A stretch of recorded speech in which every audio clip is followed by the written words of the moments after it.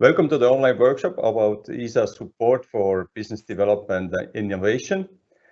It is Thursday afternoon in Estonia, the 4th of February. And we are in live and greeting you from Estonia, Italy, the Netherlands and the UK. So my name is Andrus Kurvits. I'm the ESA Business Incubation Center Manager in Estonia and also member of the management board at Tartu Science Park. But today I'm just your host. The main goal for today is to introduce to you two European Space Agency support programs, and we hope that you will find new opportunities how to support your business ideas involving space. So before we dig into details, we have a few house rules for everyone, basically. First of all, please keep your camera and mic off, because let's hope that we will have sustainable internet connection until the end of workshop. Use for questions, use please chat. I believe we will have after each presentation time for 1-2 questions. But however, the main Q&A session is planned to have at the end of the workshop, and there you can raise your hand and ask directly, unmute your microphone and ask directly from the speakers. And hopefully we will have some nice conversation as well in the end. Good news. All presentations will be shared after the workshop, and please keep in mind that the workshop will be recorded, and which means you can rewatch it later as many times you wish. And we have planned to have at least 5 minutes break after 3 presentations, and then you can make your urgent calls or refresh yourself, and we will be back during this Sven Lilla presentation. So before we start, we have a special guest who prepared some opening remarks for you. And first I'd like to introduce Madis Võõras, who is head of Estonian Space Office at Enterprise Estonia. Madis, are you ready?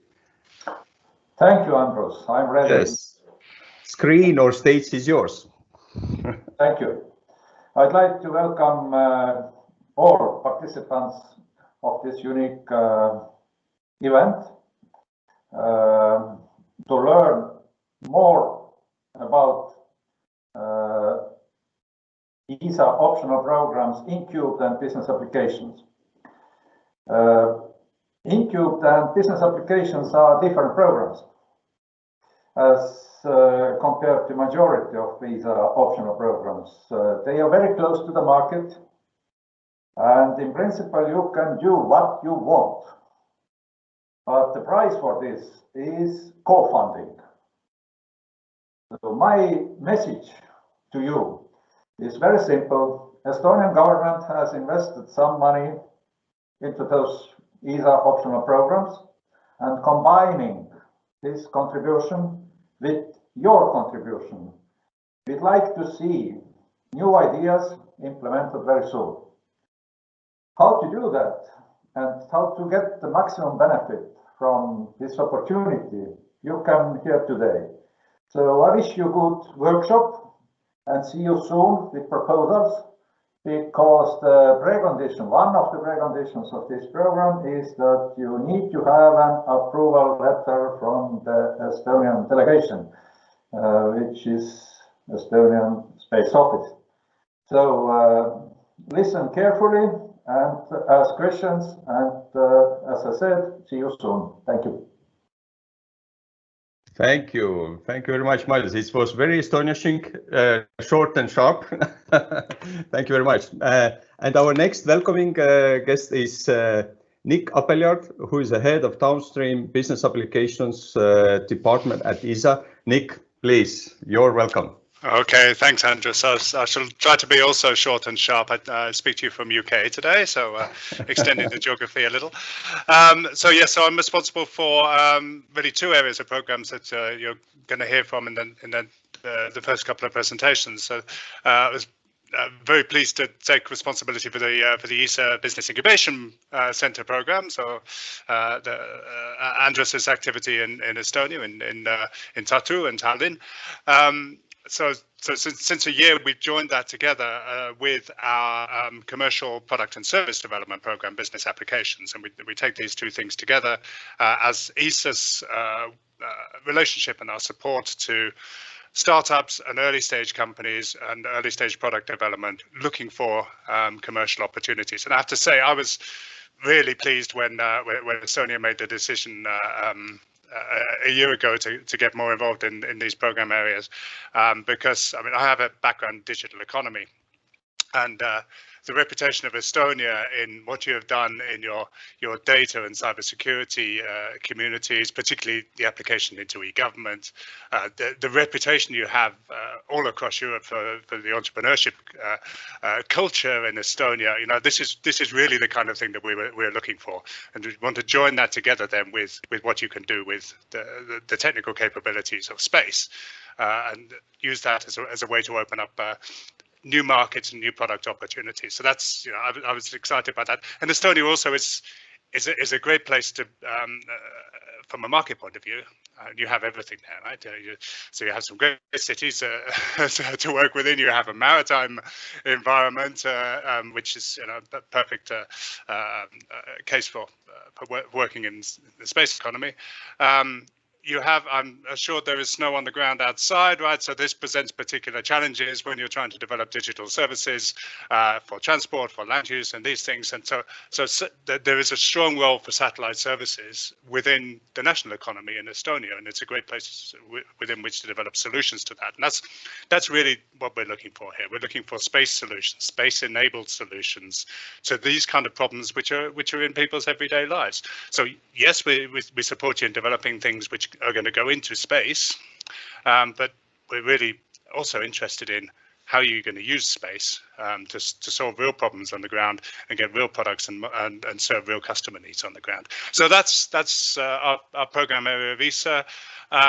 Stefan is going to talk to you a little bit more about the business incubation program. Volker's going to talk to you a bit more about the what we call the downstream applications, the digital economy products and services area. And so I leave them to expand upon that. But I'm really excited to meet some of you guys today, and looking forward to the opportunity to work closely with you as this plays out. So thanks from me. Thank you very much, Nick, for the overview and kind words.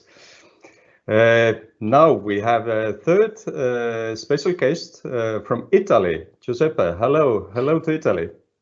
Hello to everybody. And Giuseppe is a head of Phi-lab at ESA. So yeah, the screen is yours. Thank you very much, Andreas. Yes, I'm the southern guy of this meeting. I'm close to.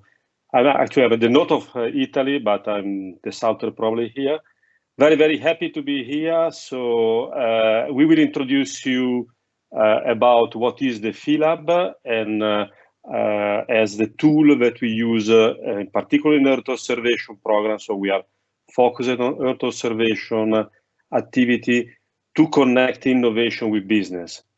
And I can only buy in on all things that Nick just said. So we are really excited to be here and to find a way to collaborate with you. We are excited about the level of innovation we've seen in your country. And we are very keen to help you to make this a success in space. It's not an easy path, we know very well. I'm personally coming from industry, so I know it's let's say a challenge sometimes, and we are here to help you both technically, but also from business development point of view, and to navigate inside ESA and collaborate with us in the best way. So I will give you a presentation about what is the Phi-lab tool, and with us we have Amanda Regan, that she will expand on the InCubed program, again focus on Earth observation, and she will give you a lot of details on how to apply on that. Thank you very much to everybody, and I wish a great meeting to all of us. Thank you, Giuseppe. Yes, for all participants, you have to know that there will be two presentations today about Phi-lab value proposition. So be with us until the end of the workshop, so that then you will see and hear and get to know. But now it's time for our first speaker for today, and I know that technically we have slides in Tallinn, but Stefan, you are in the Netherlands, and we, as ESA Big Estonia, we're working closely with Stefan because he's working with Estonia and also all other Nordic bigs. But the official professional name is Big Network Manager. So Stefan, are you ready to open overview about space solutions and business applications? Good morning, good afternoon, Estonia. Good morning, UK, and in the Netherlands it's just lunchtime. If it works out, you all should see my presentation. Yes, we can see it. Very good, thank you. It's a pleasure to be with you today. I'm going to give a brief introduction about ESA Business Applications and Space Solutions. After me, Volker, my colleague, will give an in-depth explanation about its business applications, how you apply, and probably address many of the questions you have. And also Sven from ESA Big Estonia will explain the exact offering for from the ESA Big Estonia. So this is an introduction to both those subjects with a little bit more focus on the business incubation, as Nick said before. Can you switch slide, please, Caroline? Thank you. So before we start, think about how much you have been using space recently. For example, satellite navigation the last week or so. Probably you have used your mobile phone either to find the way, track yourself while jogging, when biking, something like that. And all mobile phones on the market today have a satellite navigation receiver integrated, and we make use of it even without really reflecting on it. Earth observation, if you have looked at the weather forecast, well, that would never have been so accurate without Earth observation data. Telecommunication, maybe it seems a bit further away, but as soon as you look on a live transmission on TV, if that's sports or news, most likely that has also been transmitted via a satellite. Technology, there is plenty of space technology around us, originally developed for space, but as we have many other uses with similar demands on Earth, there are plenty of opportunities to make use of space technology in other domains. So ESA Business Applications and Space Solution is essentially about realizing the innovation potential in all this, and also to build up a space ecosystem where there is room for many more participants than in the traditional space ecosystem as we kind of already knew about. ESA has various programs for this. One click more. Yeah. And the Business Applications Space Solutions program with two pillars here kind of is one of them. This has a few objectives. It's to promote use of space in various economic market sectors. It could basically be anything, but it must make sense in an economic way of sense too. It's to promote the growth of the space downstream industry, and downstream is practically everything which is not happening in space but on Earth, on sea, in the air instead, and makes use of space in some way. And also, of course, it's about creating all those benefits, socio-economic benefits. A few of them are listed in the yellow box on the right. For this, we had two key programs. It's Business Applications, which is mainly tuned to develop services. And the other is Business Incubation, which is about developing companies making use of space. And Business Incubation is also open for what we call spin-in, that is startups who actually want to do something in space. And I'm going to, just give a few examples here. If you click one more, Caroline, then we will see a short video. It's from a Norwegian startup supported by the ESA BIC in Norway. And I think it's just a great example. So I would like to share that with you. Satellite data, when fused together with imagery from drones and analysed with cutting-edge artificial intelligence, can predict harvests with incredible accuracy. We have built a platform that ingests years of data, billions of reference points, and builds a unique signature for every crop, country by country, pixel by pixel. Because wheat in the US is not the same as wheat in Ukraine. This signature or fingerprint is used to automatically identify crops from satellite imagery, enabling harvest predictions for entire countries. Accurate, reliable, and efficient. We call this platform inference. Inference uses numerous signals to identify crops, including 8 different spectral bands and temporal analysis. Inference works at the pixel level, examining every meter of an entire country or even continent to predict the harvest. Inference, using data, predicting crops. Okay, I think that was an interesting example of using Earth observation data. There are, of course, endless of such examples, but if you looked really carefully, you also saw another way of using space. The aerial pictures were taken by a drone, and you could see that shadow of the drone at a few places. And of course, the drone makes use of satellite navigation. Another example, differently, is about space technology.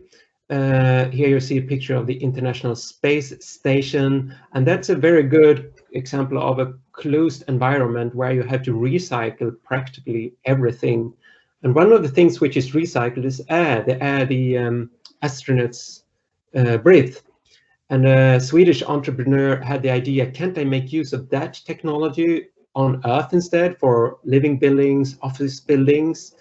And they developed this product, which is kind of an air conditioner cleaner unit. And the advantage compared to the current technology used in most buildings, it's that it consumes much less energy. And this is a large part of the energy bill for big buildings. It's related to the air conditioning. That company has made a way to save on that. The name Sally R, anybody knowing what it comes from? Well, if you click once more, the picture will reveal that's a Lego interpretation of the first American female astronaut, Sally Ride. I'm sure if they would have tuned this marketing towards the Eastern European market, they would have called it Valentina T instead. There are many more examples. One which I don't have pictures of, but what I'd like to mention is another startup from ESA BIC Sweden who has made use of a technology developed to find life on Mars. So it was meant on a Mars mission, can help instead to save the life of prematurely born babies. That's really amazing. So one click more, please. We have, to make all this happen, ESA has worked for a long time to create the world's largest space innovation network. As you see on the map, we have presence, local physical presence at many places in Europe. And at the end of this year, we hope to have a few more dots also in the eastern part of Europe, in the newer ESA member states.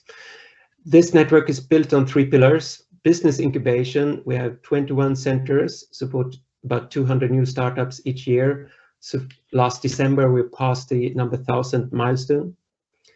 Business applications, which is where we work with companies and help them carry through projects. Volker will tell you more about that. And we have another complementary innovation network consisting of technology brokers and ESA business application ambassadors who help small and large companies finding out about ESA opportunities. So just a few more words about business incubation.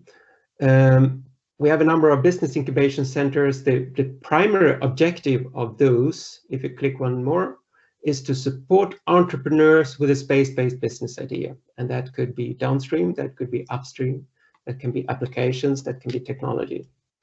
But also to create clusters of space startups. We have seen that such startups can really help advance the economy, creating advanced jobs and so on. And the clustering effect is also important because startups typically learn and deal with each other.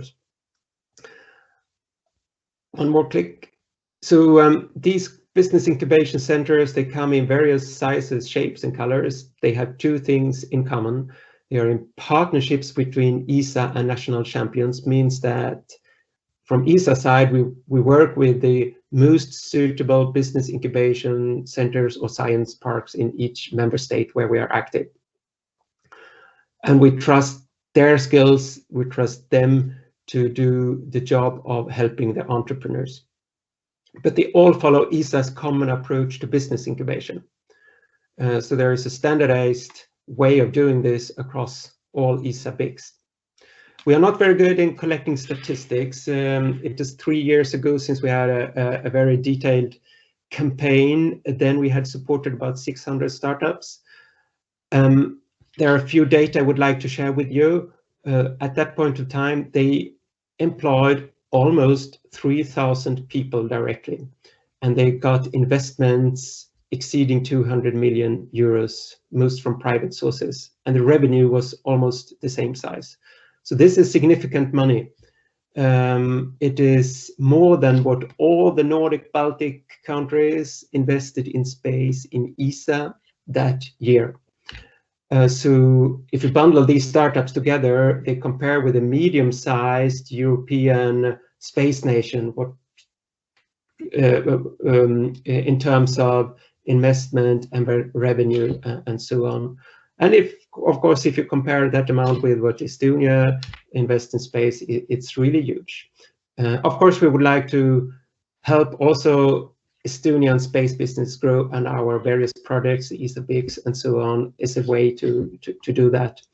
I got the news a few days ago that one Estonian startup also had gotten significant investment, also, although maybe not in this order of magnitude. Sven can tell you more about that in a few moments. Next, please. The biggest success we have had in terms of investment so far is this Bavarian startup, Lilium, who 2017 got $90 million investment. And of course, that money is meant to be spent, most of it hopefully also locally. Then you think, oh, that's just a one-time off, it will not happen again. But in fact, the same company got about the same investment last year. So last year's figures will also look very good for us. And there are two important facts about this. This is just 1 out of 1,000. It must be the biggest one, but there are many other good examples too. And secondly, $90 million is much, much more than what we from ESA has invested in our business incubation program from the start more than 15 years ago, including all those 1,000 startups we have helped supported. So as a way to help economy grow, business incubation has turned out to be very, very successful. Next, please. This is not just pure luck. We base the approach on a number of critical success factors, which we have found from research. I'm not going into details here, but important is, if you click once more, Caroline, they are all embedded in our statement of work, what we expect all ESA BICs, including the one in Estonia, to do.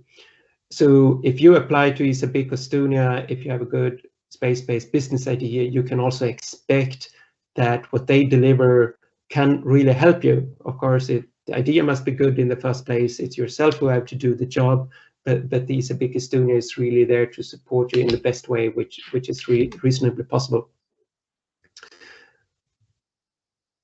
And having mentioned ESA BIC Estonia, if you click once more,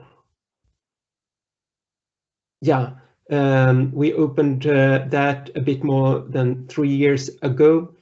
and you see a picture with many happy faces. The only thing I could think about here to improve might be the gender distribution. We all only see male here, men, and some ESA actually have put as a separate target. It's not demanded by us, but I think it's very good to have a certain number of female entrepreneurs supported in their ESA as well. And I think it's important because otherwise we simply lose out on innovation opportunities there. So that's the end of my presentation. The next time you think space, you also will think business opportunities. And after me will follow presentations from Volker and from Sven to give you much more details. Thank you. Thank you, Stefan. Thank you. Thank you very much. Dear participants, I just remind you that you can ask questions, writing them into chat, and then I can use them. I believe we have time for 1-2 questions before we move on. Stefan, I have one question for you. You mentioned Lilium, which is definitely the best showcase what we have among 1,000 startups who have been supported already. Have you counted also how many exits you have from the network so far?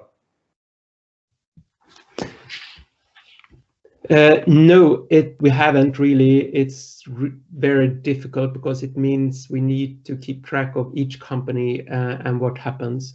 But it's another figure which is very interesting. In the Nordic Baltic region, it's kind of a business of its own. It's to create company which is then being sold to others. I learned in Finland a few years ago that while the Nordic Baltic GNP only counts for about 2% of the global GDP. The exits were at that year at least 11%. So it's an export opportunities. It's to create companies and get the investment money back in the countries. We don't have that business model, but certainly it's not unimportant and worth to look into. Okay, thank you. And I have another question from my private chat. And it's related to the first showcase which you showed to us from Norway, right? Yes. Harshat, how this company stands out from the competition on the field of satellite-based agriculture, and have they validated their business model already? I hope I can answer those questions in a week because they have their final review planned for a week and I'm going to attend it. So I cannot say it right now, but good questions. Can we follow up on it? Let's do it. Sure. Thank you very much, Stefan. I see there is no more questions and I believe we can move further. Our next speaker is a demo and visibility studies expert from ESA Business Applications. And Volker, I believe you are with us, so take it over. Yes, thank you, Anders. I will ask Caroli to switch my slides. So yeah, my name is Volker Schumacher. I'm in the ESA Business Applications department working as a technical officer since 2015. So I will, if you switch to the next one, then tell you something a bit more detail what is ESA Business Applications. Stefan has already introduced it. I will go a bit more into detail on that. Also tell you what are we looking for in general, but also in a successful application. So what are the things to look out for in a good application and how to apply as well. We look a little bit into the details of the application process and how do you practically do it, and also what current opportunities there are at the moment. And we'll focus a little bit on the kickstarts. So that might be interesting for some of the companies in Estonia as well. And then hopefully we have some time to take your questions and maybe a discussion and to wrap up in the end. So let's see how it goes. Next one, please. So this is the ESA Space Solutions umbrella, and under this umbrella, you see several let's say, programs, which I will focus on the business applications. Stefan has already talked a little bit on the business incubation. So we'll make sure that there's always an ESA near you.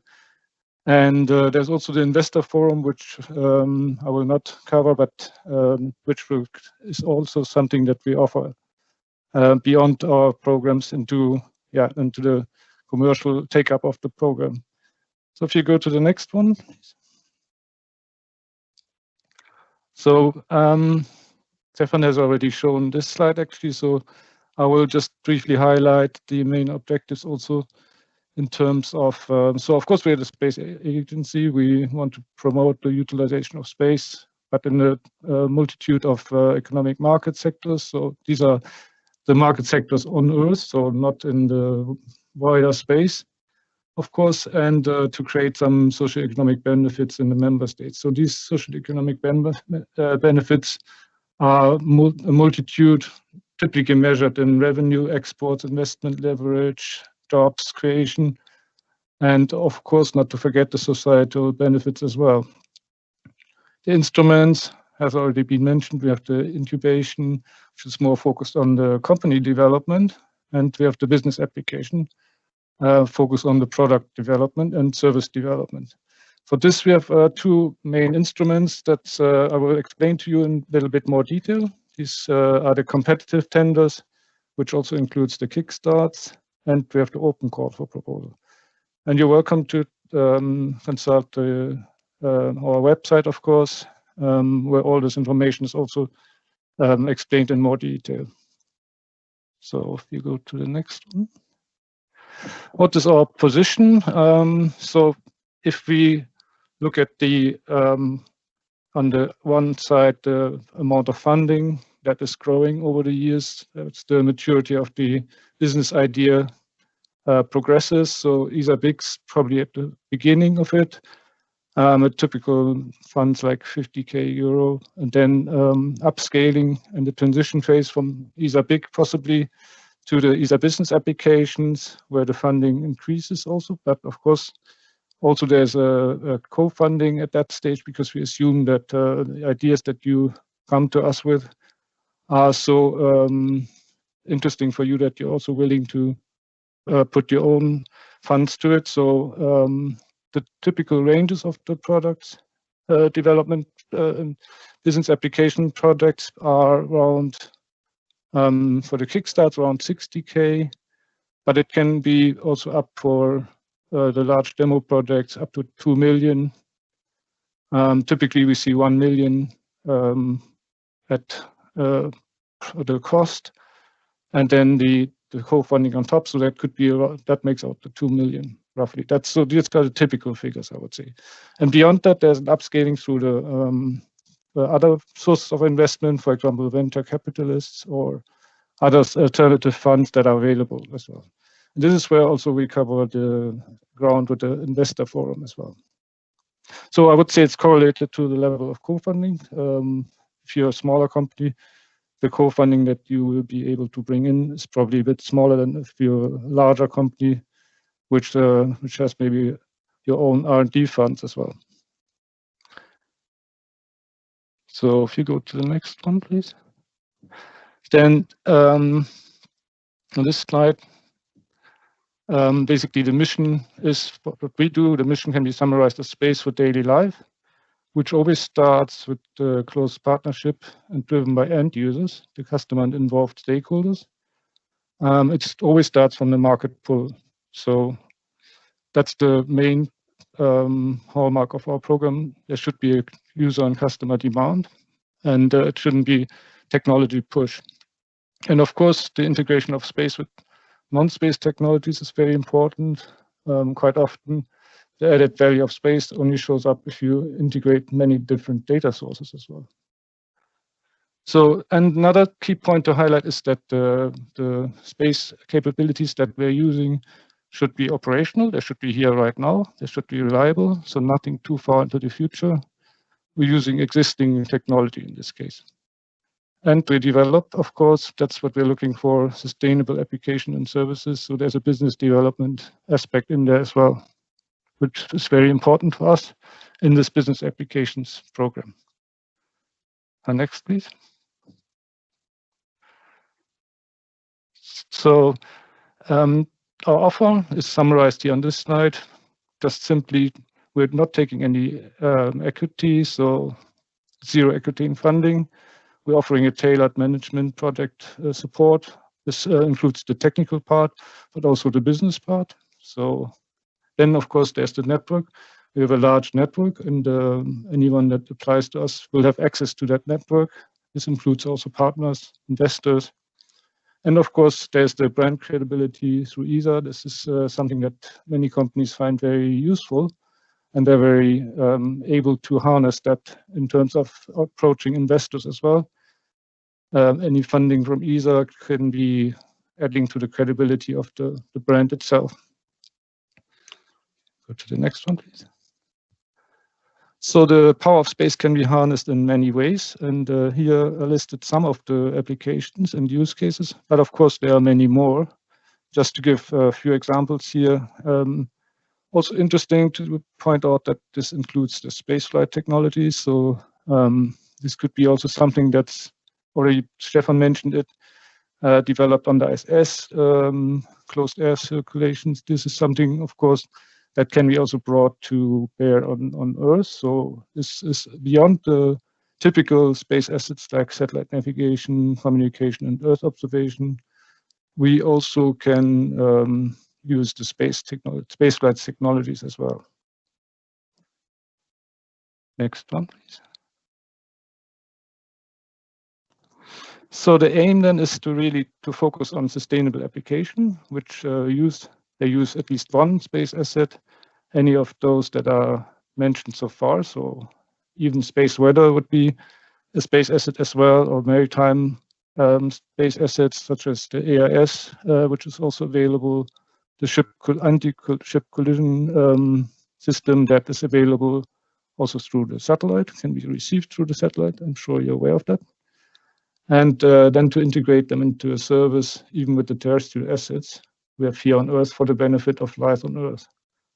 So there are over 300 projects so far. Each project has its own webpage. So I've given here the, of course, on our website, you can browse through and filter according to the applications, the thematic topics ranging from financial up to maritime, healthcare, transport, environment, agriculture, just to mention a few, telemedicine, and so on.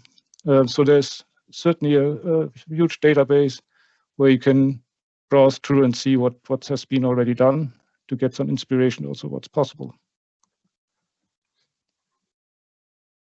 Next one, please. Yeah, thank you. So then I come back to the socioeconomic benefits this program aims to achieve. You see here one example of an area that we have looked in very recently.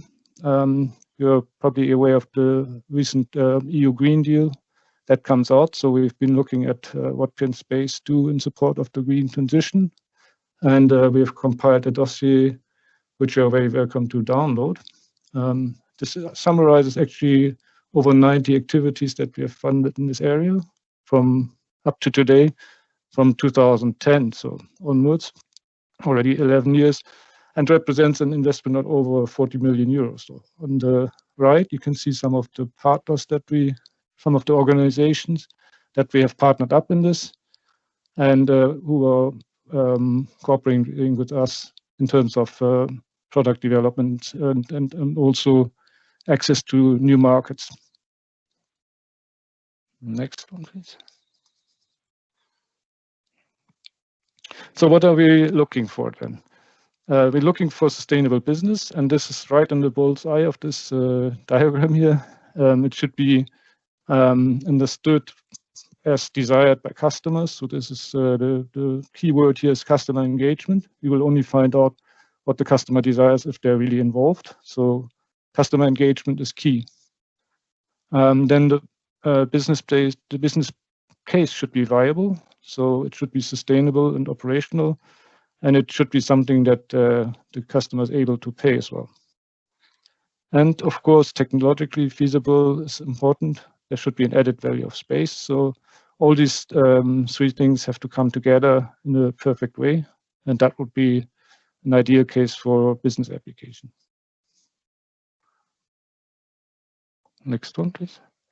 So also we're looking for, so what you need to bring is mainly two things that should be in place, which are very important. On the one hand, it should be a solid value chain and a balanced team. So what do we mean by a solid value chain? As I said, the key is to have an involved customer user that also represents markets. So we think of a champion user that is really willing to cooperate, and it's really opening new markets for a company or for new solutions. In terms of a first reference case, willingness to pay, all these are important points. There should also be a service provider in the team and in the value chain, someone who is able to operate and to be operational on the market. If you think of a 24/7 solution, this should be something, it should not be research, so something that is commercially viable. And that requires also industrial team, strong leadership, good management, right know-how, and completeness of the team. This is something we're really looking for also in an application. And if I come to the balanced team, the expertise should include business expertise, so business development, service provisioning, the business model creation, and so on. It's very important in order to be able to develop a business. There should be domain expertise, so this comes back to the customer access, the engagement, the market landscape, the trends, technological and development expertise. And of course, technical expertise. So you should be familiar with the technology and also what you can do with it in terms of applications, where would it work, what are the new trends. And if you do not have that, you can also team up with experts, of course, within the team. So there are two, I have already mentioned it briefly, there are two principal ways to apply for two opportunities that are open at ESA Business Applications. And they're actually quite simple. So for the competitive tenders, the open competition, the way it works, there are some calls open. You submit your proposal in response to one of those. And then, of course, these are opportunities that have been initiated by ESA. So they are directed at solving a specific problem that maybe a customer has approached us with. And then this would be calls that are directed to certain areas. And then there's a competition, so there will be an assessment and the evaluation, and then the outcome will be communicated. So the second possibility is the open call for possible proposals, the direct negotiation, where you come with your own ideas directly to us, and you set out the opportunity you wish to follow, and you do this through a proposal. And also in this case, we will consider the applications each as they stand. So the first step is then for you to complete an activity pitch questionnaire, in short an APQ. I will go in detail a little bit in the next few slides, and you send it to us, and then we'll take it from there. In both cases, we don't expect that you start from scratch, so you should already be engaged in some kind of commercial development activities within that area. So it should be already some familiarity with the problem and with the product itself, and with the engagement with the customers. So as I said, if you don't have all the expertise yourself, that's fine. Then of course you would approach other persons or companies that you would wish to partner up, so that becomes end-to-end solution. So there shouldn't be anything missing in the value chain, let's say.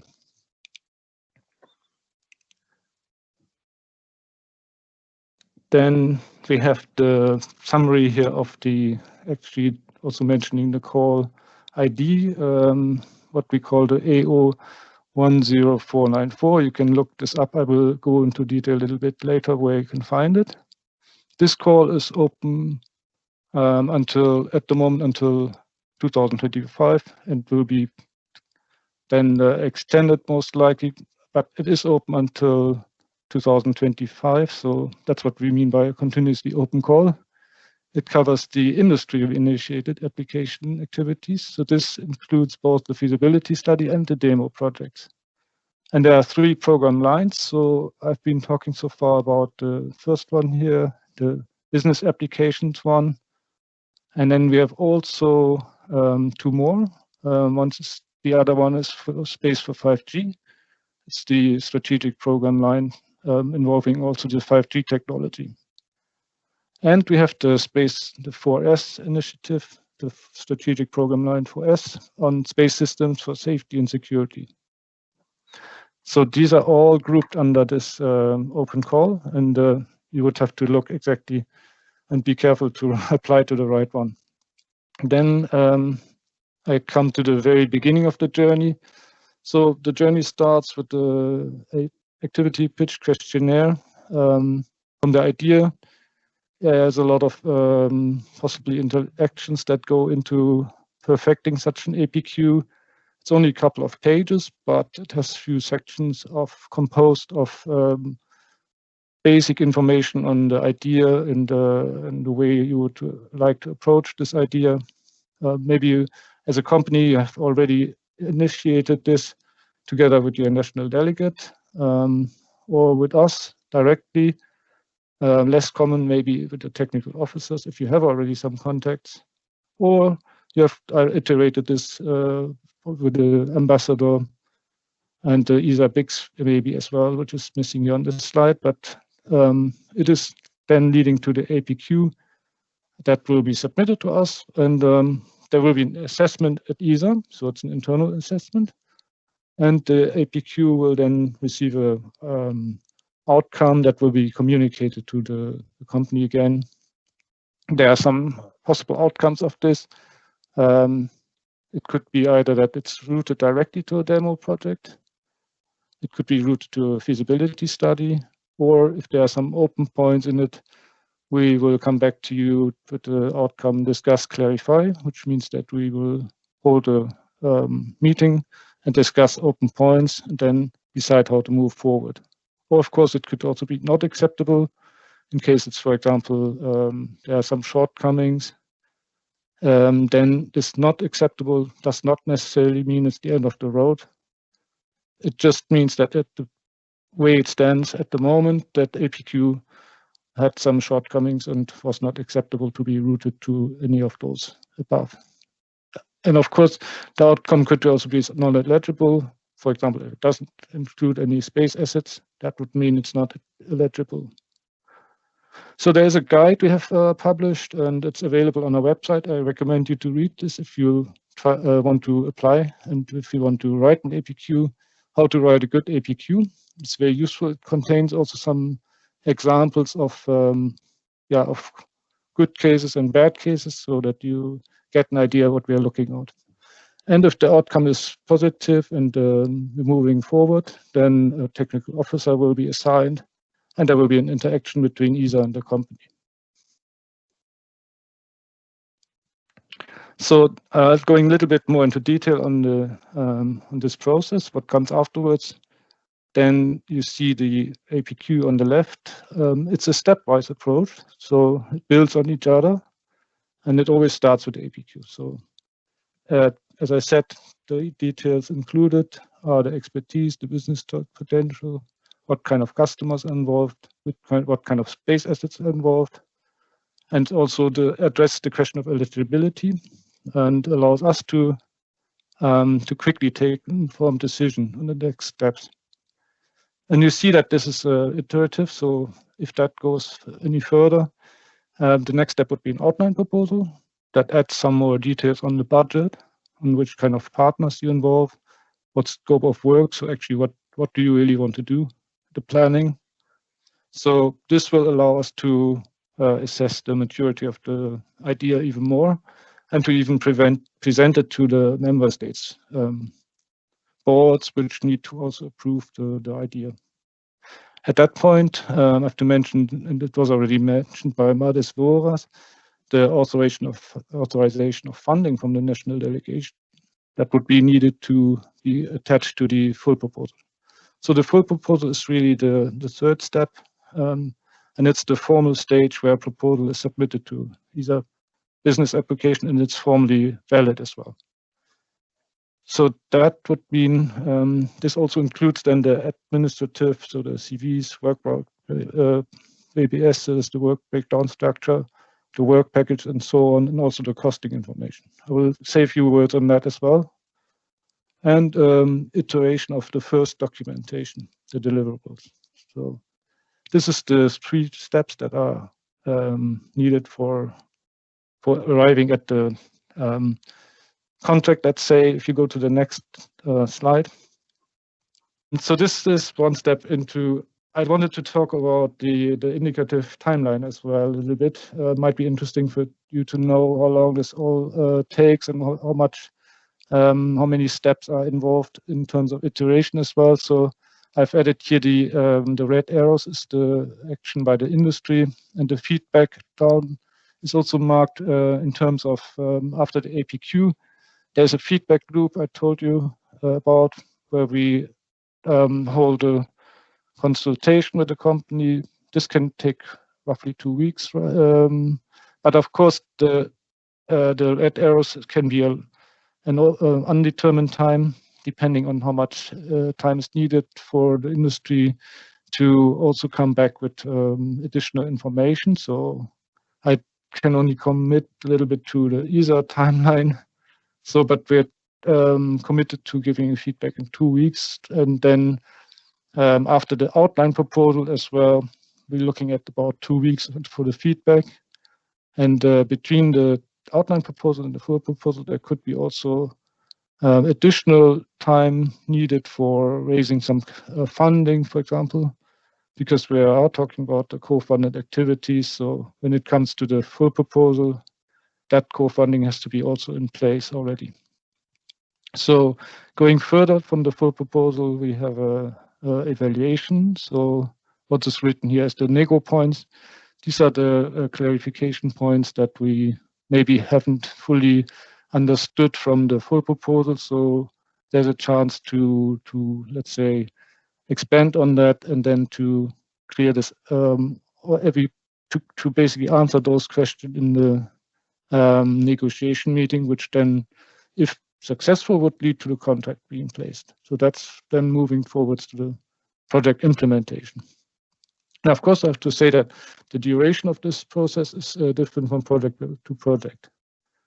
And it depends on the time that also the application team needs, and also to there are also some board improvements needed. So these boards do not convene every month. So there could be, and if it's let's say time in between, it could be also 2 or 3 months in between. But so that you have an idea of how long this process takes from the APQ to actually having a contract and starting the project. Okay.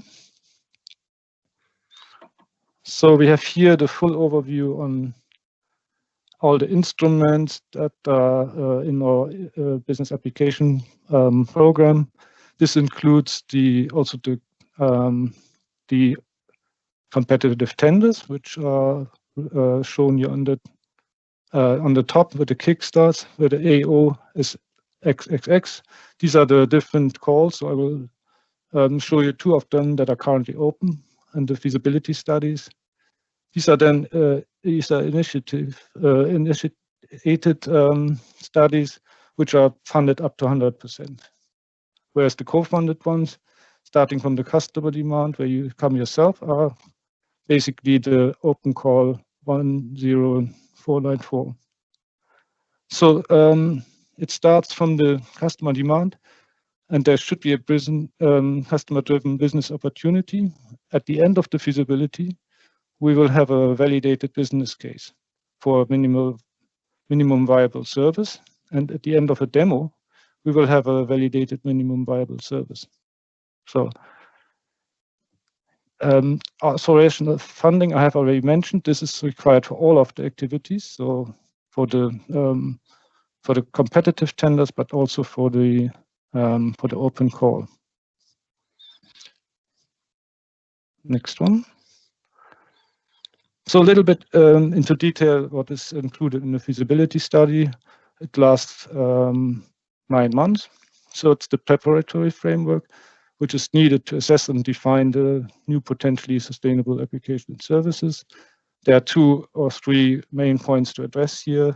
One is the technical feasibility, but also the commercial viability of the services, and also the business strategy. So this, in some cases, quite open, but this feasibility study will be devoted to addressing these issues. So, of course, you should have an idea of what the business strategy is. So this will be already assessed in the APQ, but to really formulate that and to iterate that with the customers and to secure the buy-in of the customers and to really involve them, this is really the scope of the feasibility study.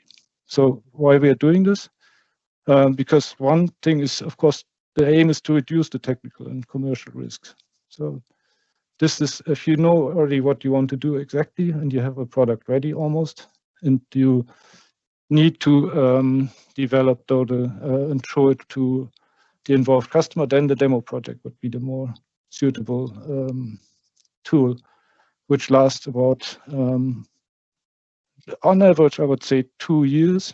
But we have also shorter demo projects that run only 12 months. So this depends really on the individual case. And I would say the aim of the demo project really is to validate the business case and to undertake the business development activities to ensure the successful service rollout, which is something that's very powerful if you see it in the actual field. So this is why we need the involvement of the pilot customers for pre-operational demonstration. I have already mentioned a little bit on the funding. So the default funding that you will bring into the project is 50%. Although if you're a micro SME or an SME, you can ask for up to 80%, but always check this with your national delegation. So 80% is the maximum that you can receive, but it depends on the delegation and also only for the SMEs. So the default would be 50%. Now I come the next slide on the kickstart. So this is these are really thematic calls which are aimed at newcomers and to especially their SMEs. It's also really attractive for SMEs because it's a very fast process. So we have a simplified application process. We have a proposal template which is fixed, very easy to handle, 20 pages maximum. These are open and competitive calls, so we can place multiple contracts there possible, and but it depends, of course, on the subject, on the quality of the proposals themselves. The authorization of the national delegation is also required for this, so you have to check whether these calls are authorized by the national delegation. The team calls are opening every 6 weeks, and then there will be a new one. So we have currently 2 open calls. I will go into detail in the next 2 slides. 64k euro for SMEs. This is for the ESA funding. So the duration is 6 months, and it's possible to continue as a co-funded demo project. So this, I wanted to show you one example of an open kickstart. So this is the PropTech. This was actually opened in, it's a call that is done in 3 sub teams. So this is the last one of the 3 sub themes, the PropTech one. It's the PropTech in total has started in September, and it closes on the 26th of March. So this is as an example of what we publish on the call. So always we will publish the AO number. This is the call number. We will always publish the opening closing date, and how to apply. So this all you can find on the website. And here on this particular one, I give you the example as well of which national delegations have actually pre-approved the funding. So this is Germany, Ireland, and Luxembourg, and Norway. In those countries, you don't need to, if you're based in those countries, you do not need to bring the letter of support because they've been pre-authorized. So I would say that there are also some countries that currently are not supporting the Kickstarter. This is Austria, Greece, and Switzerland. So they couldn't, if you're based in one of those countries, you couldn't apply for this. This may change though, of course, for another call. So this is why I should point out that it's always worth it to check, and you should always check the situation for the specific call. So the funding on this particular one is 80% by ESA for a maximum of 64K per contract for SMEs, and also for non-SMEs, they can receive up to 75% for a maximum of 60K euro.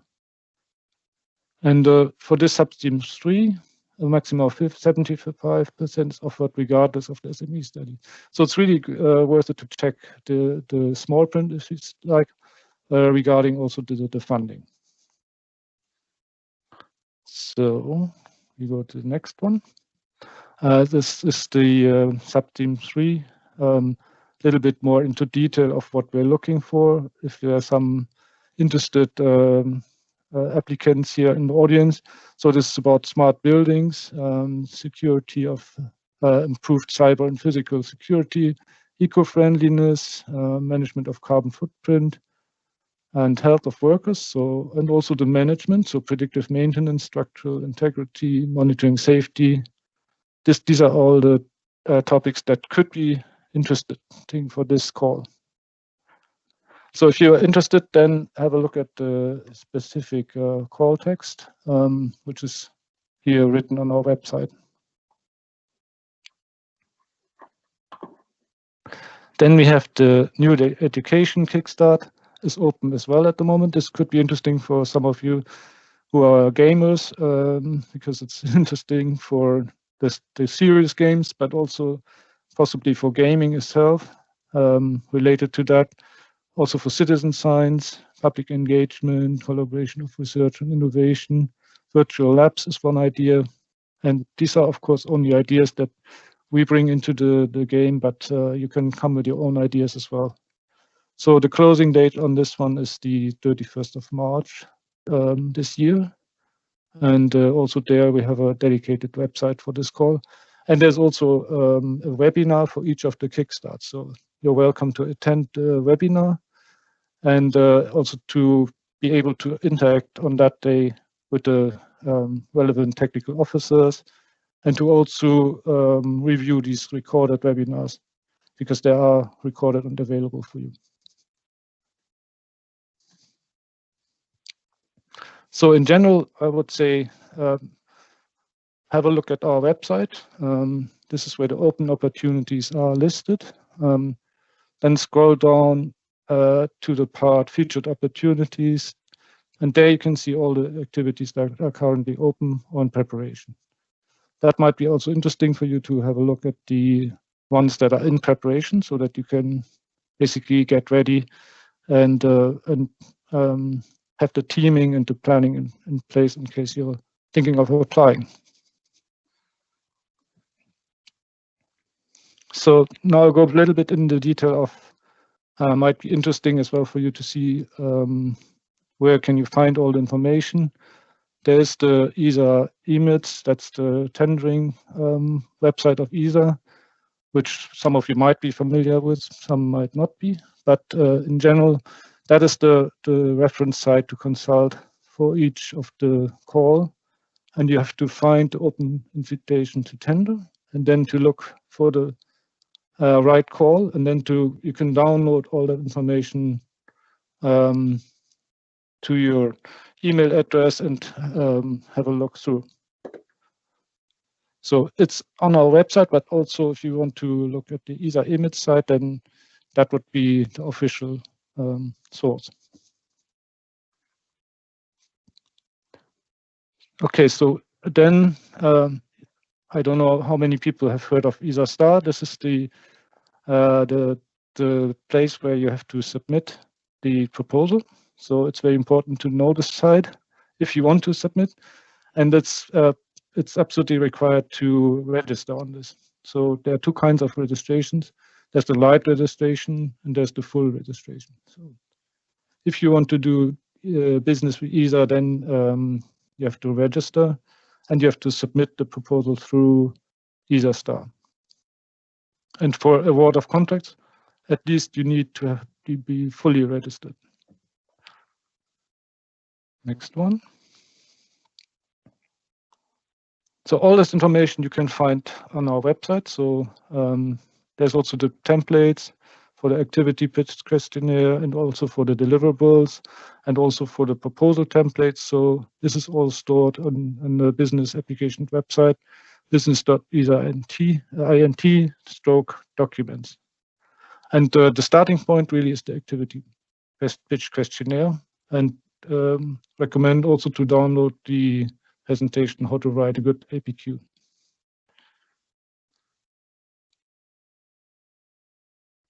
There are some more helpful tools we have developed for the feasibility study and the demo projects.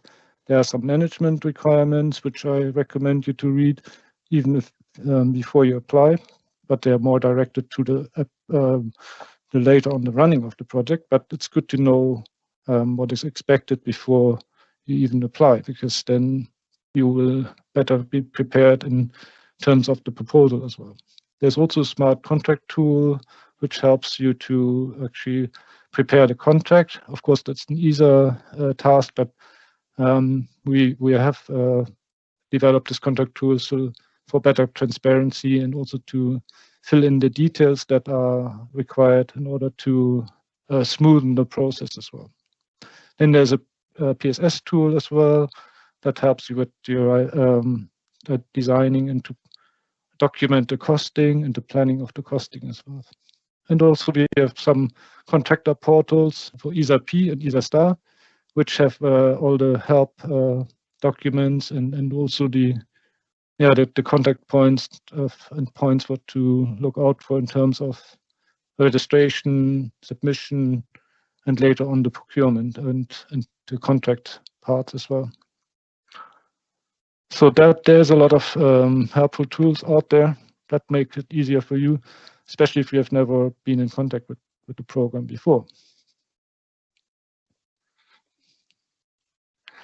So then we have here on this side, actually in yellow, you can see all the open and planned ones. I mean, it's not exhaustive, but especially on the intended ones, there's certainly a lot more.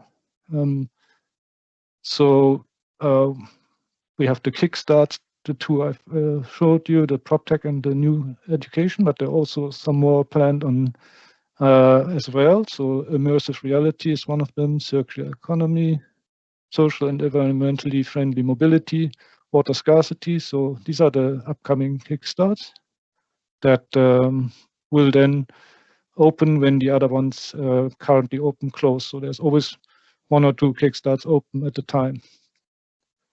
And also the feasibility studies. We have 4 open at the moment, which you're welcome to have a look at. There's planned ones as well, urban air mobility and RF analytics and applications as well coming up. And we have the strategic areas, space for rail, 4S I've already mentioned, smart and uncrewed shipping is one that's currently open, 5G. And there will be one on space-based innovation and digitalization of the School of Tomorrow as well coming up. So with this portfolio, we're opening up new downstream markets and delivering space economy strategy as well. So that's the aim of the activity implementation through business applications. Next one, please. That should be on the transition to direct negotiation. If you come as well from a big, for example, this is possible for companies that are already in the big right now. There is a possibility to basically move forward in the 2 business applications for the kickstart or the business application feasibility studies. That might be relevant as well. So what is important is that there's a full transparency kept on the transition process, because then we avoid lengthy discussions regarding task overlaps, double funding, this sort of issues that shouldn't arise could then be minimized if there's a full transparency. So there we have a dialogue between the big and the business applications as well, which is in terms of the potential interest for the follow-on activities. You can, as a big incubate, also apply for a BA activity that goes through the APQ. And we say roughly 3 months before the completion of the big contract. So there should be no direct overlap, but it should be ideally a smooth transfer without any substantial gaps. So yeah, I think one point to make is also that the technical officers will be involved in each vice versa. So the business application TO can participate in the final review of the big incubate, and the big TO can participate in the BA tender evaluation to keep this full transparency.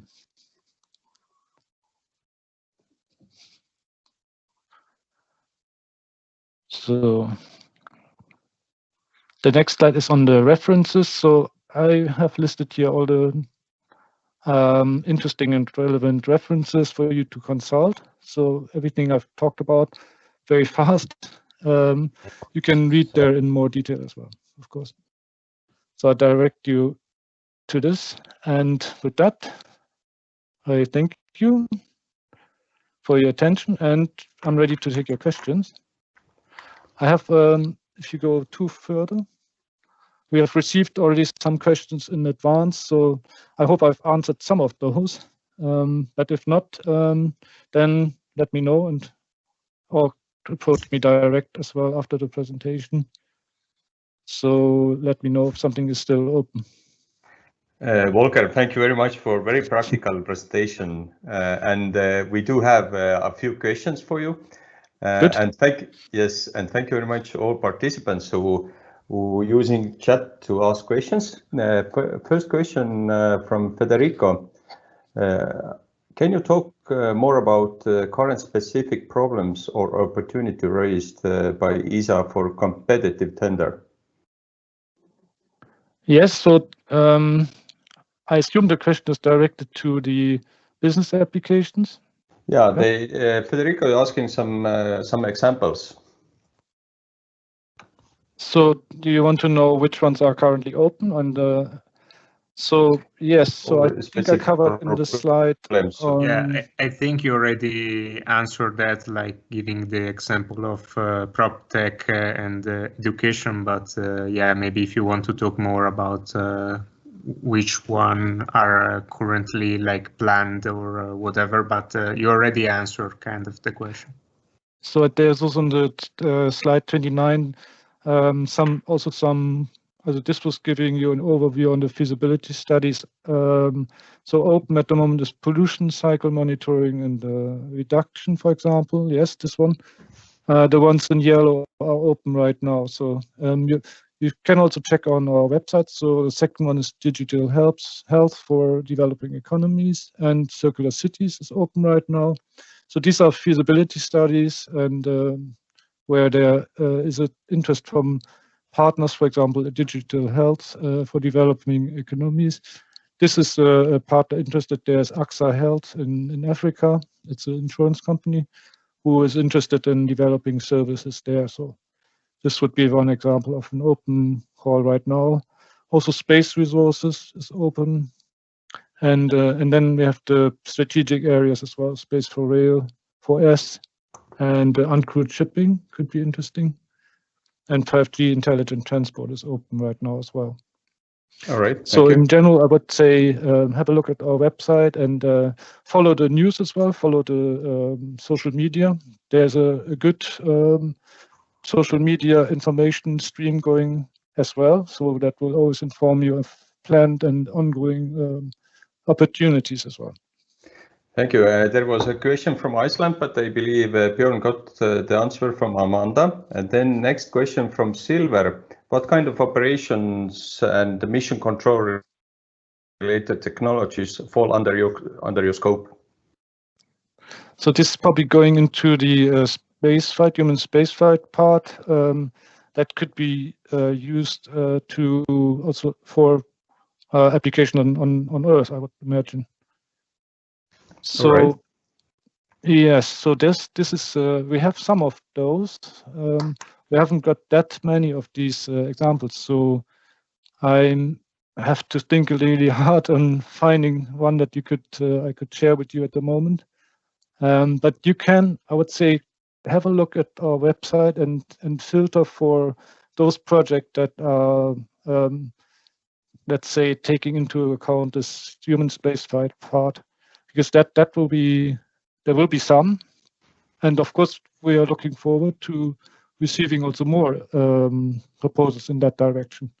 The most proposals we have and the most projects and studies are covering the Earth observation, SATCOM and SATNAV parts, of course.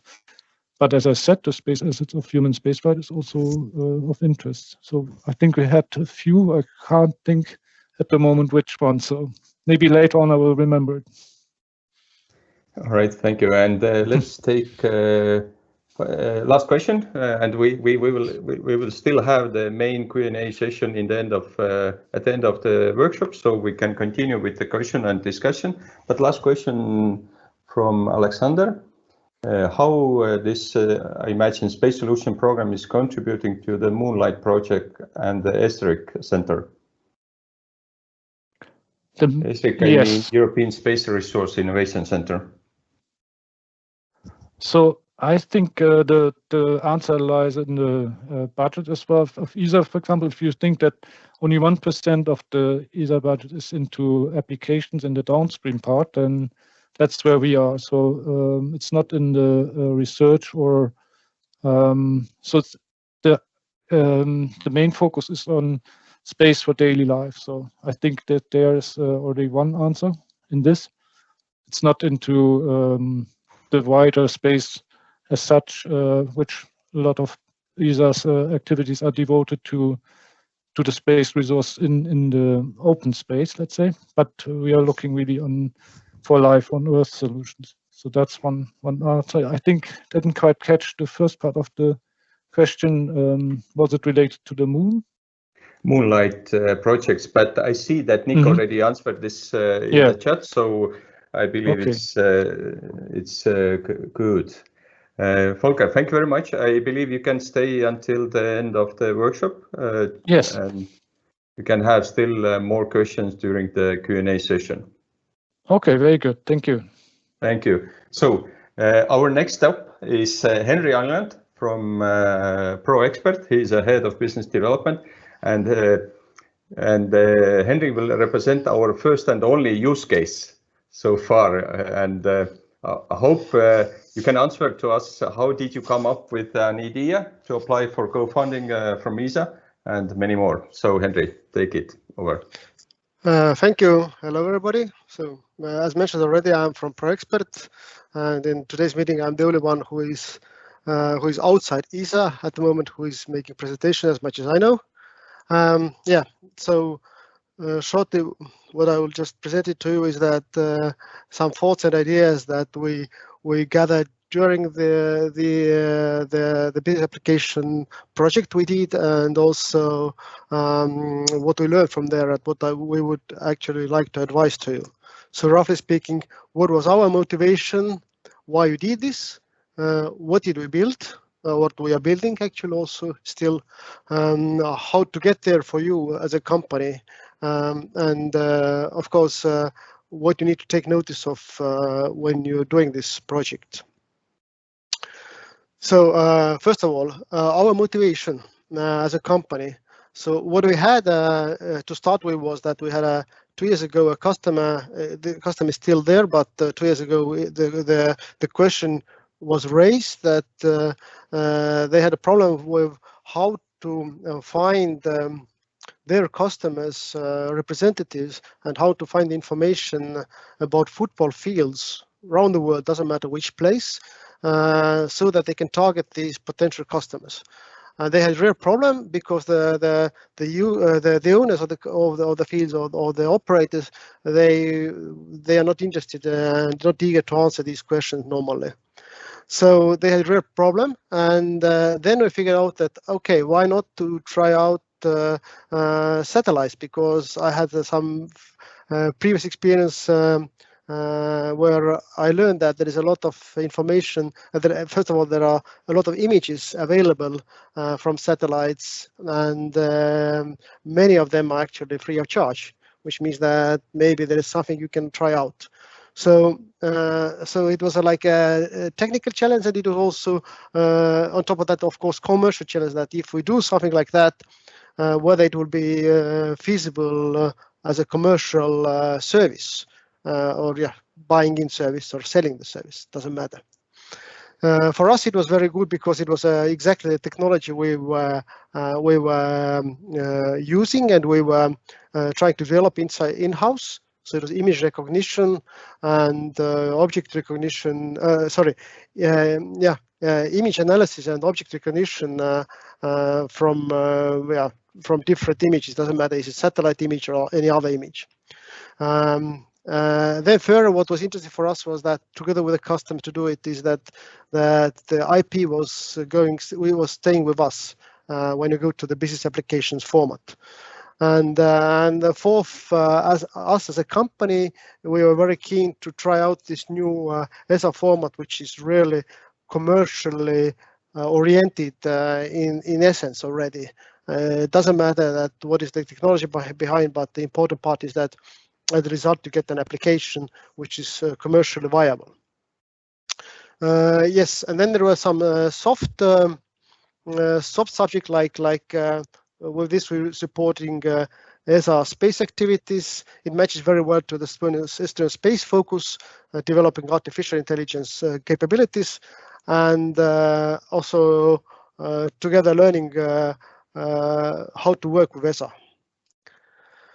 So what did we build? You can see that on the right side there is a satellite beaming to the Earth and showing the football field. On the lower part, you can see three different pictures. The most right one is the actual satellite photo we've been using doing this soft development.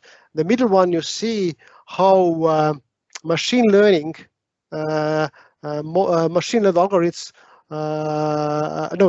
The middle one is that you see the actual football field, which had been precised with the help of the computer, and then the left one you see the actual prediction of this football field location using machine learning algorithms. So as you see that it's pretty precise on this particular example, but what's important here is that to see that the initial image it's very blurring, and if you think about that, you let's say try to find these football fields from area of, let's say, Estonia, or checking the whole Sweden, for example, then it becomes a manual, really tricky exercise.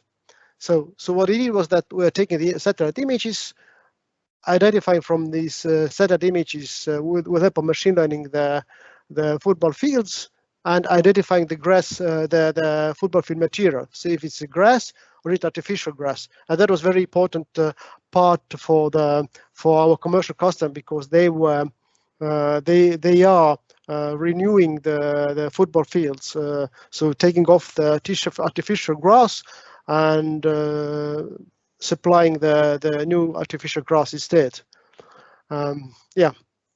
And on top of that, of course, this is the technical part, but on top of that, we had to make it really as an application, let's say user-friendly applications. We had to build to make this whole process automated. So you get the images, you do the model processing, and you get the presentation of the result. And so we are building the application on top of that. So you go to the map, you click on some location, you get the area around this location according to certain parameters, and you get the list of potential football fields for your review.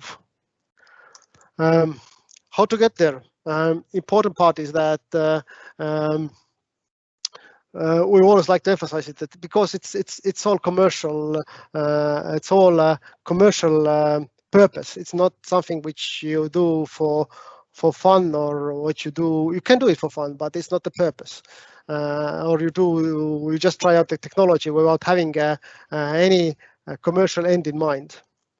So that's what here are some our suggestions from our experience with doing business applications format, is that please figure out first of all, do you really need this product, and that this product is using really space assets, so that a space asset is something which is really needed there. Without that will not work the application or the solution. That's what we had also, that it wouldn't work without images from satellites. There is no other choice. Drones, planes, nothing works in a commercially reasonable way. So that means that you have to be serious about it, because you can't do it like let's say half dedicated. You have to do it like let's call it like any business idea you want to push through in your company or doing yourself. So that's very important part, in my opinion, because we saw it immediately that if we do it as part of some other projects, it will just not work. We had to have a dedicated people, and myself to be very dedicated to that project. And then the third question I would ask from you is that will business application format solve your problem? What I mean here is that if you have funding and proved everything already business-wise that you want to do it, maybe you don't need to use this format at all. At the same time, it's obviously it's a very good tool to have a additional financing to your let's say risky idea, or when you develop some technologies or new applications, there is always financial risk and commercial risk involved. So that might be the other thing which might be the reason why to try it out in that format. Yeah, so and then the other part of this obviously is that why it's good is that from our perspective is that you get focused on the business case, the business use case. It's not just about technology, it's all about business. You get from ESA questions about your business, about the strategy. You're getting the, and what's good is that it's like a second opinion to your ideas and your let's say interest or eagerness. So they are asking you the right questions commercially, that why you're doing it, what is it behind there, other customers, what is the strategy, what is the long-term strategy, what is the short-term strategy, do you have made the price calculations, so forth. And of course the third one is you already mentioned, is that you will own the product as a result at the end of the day, which is very important. However, adding all this together, we still have a lot of things we would like to emphasize when you start doing a business application format with your business idea. So here is a list of them to mention to you. Is that yes, of course, you have to write certain, you have to fill in certain formats, and to do as usual with European Space Agency, you do a lot of documentation because you're using public money at the end of the day. And so yes, there is a business plan you have to write, but it's not the business plan you would probably write it to any of the investors. So it's much lighter, and the questions answered are not so, let's say, not so rigid, let's call it this way, but they do ask reasonable questions, and you have to find the reasonable answers to all the questions. So second one already mentioned, it has to be some primary asset, some Earth observation primary asset. Otherwise, if it's like a secondary purpose, if this Earth observation asset has secondary purpose in the project, it might be that it's not actually the thing you would like to do or you need to do. So again, emphasizing technology is important, but it's not so important. It's business. For us, it was technology we tried out, obviously. That was one of our aims and reasons why we did, because it was very much to our focus. So we had to develop it anyway. But again, if it had been only just our technology Inkenis, then we would not have done it because it would have been no business behind that, and we would have not done it. Please focus on the main subject. Don't try to do many things at the same time. Just try to do one main thing. Keep it very simple. 1-2 subjects. It's important for you, and it's important for people to understand what you're trying to do from the space agency side. So it's for everybody's benefit. Yeah. What's more? Communicate more, not less. I mean, you can't over communicate with ESA people because they get bored and they probably don't have too much time also to dedicate to you, but they are very helpful and they really help you a lot. So when you have doubt, please talk to them, and they help you. And that's our experience, that they Space Age has been really helpful in these projects, and by the way also in other projects. So it has been working superbly for us. What more? There is a guy, Tõnis Järve, probably many of you know, or maybe all of you know, I don't know. But the point is that he's advisor at our Estonian Space Agency, Space Bureau, as it's called. And I would advise to consult with him when you do things, because he has a long time experience with Space Agency and he knows a lot about it, and that will help you also to go through the initial procedures also in the later stages. Yeah, and once more to emphasize, which I already said, that ESA is very supportive and helping in that particular format, but also in other cases. So don't be scared immediately of when you see some formats and think about the filling it in, that it's not so tough as it seems, because once you start to fill in that, you get a lot of support around, and the other part is that most of these questions, I should say 95% definitely, are very relevant to your business. So that's roughly about from my side, and how we are about that's very clear. We are very satisfied, and we are really happy that we did it actually at the end of the day. Yeah, and thank you very much from my side. Yes, thank you very much, Henry, for sharing this experience with us. And I like it very much that you also shared your secret power, which was consult with Tõnis Järve from Tech and Space Company. So this was very nice. Can you also elaborate with us how long did it take from idea to contract, and how difficult it was for you? Probably I have to say that this is what I mentioned here also in the very beginning, what is this? Sorry.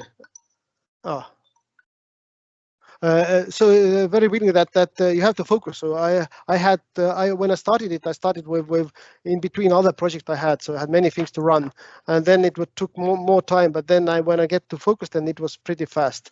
And when it comes to the point that when I submitted really something which was a properly done job, then it took me from the final proposal to the contract like 2 weeks only, I think. So basically, we could start immediately once I had finished the proposal in full. So that was like in maybe like 1 week, and we get, even because of probably COVID also, we got paid also very quickly the advance payment. So it was really we were much slower than the space agency this time, definitely. All right, very impressive, very impressive. Thank you very much, Henry, for your talk. Yes. Now, ladies and gentlemen, I believe we deserve to have at least 5 minutes break before we continue with the workshop. 5 minutes. Let's be back. Let's do even 4 minutes. Let's be back at Estonian time 14:40, which means you have 4 minutes. 4 minutes for urgent calls or emails. Refresh yourself, and after 4 minutes we will be back. Now, I believe we can continue. The next speaker is my colleague from Tartu Science Park, and also from ESA Business Incubator Center in Estonia. Sven is our head of operations at ESA Estonia. So Sven, I see you already. So please take it over. So I'm Sven. As Andrus mentioned, I'm daily basis working within the ESA Estonia, and I'll do a really brief overview of what we've been doing, how you can engage with us, and what's our startups up to.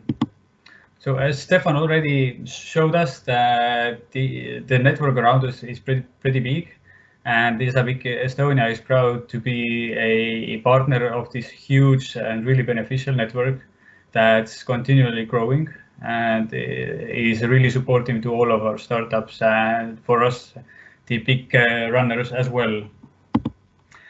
So basically, who can apply to ESA Estonia is a startup company not older than 5 years and has a really brilliant idea to use something novel that's space related.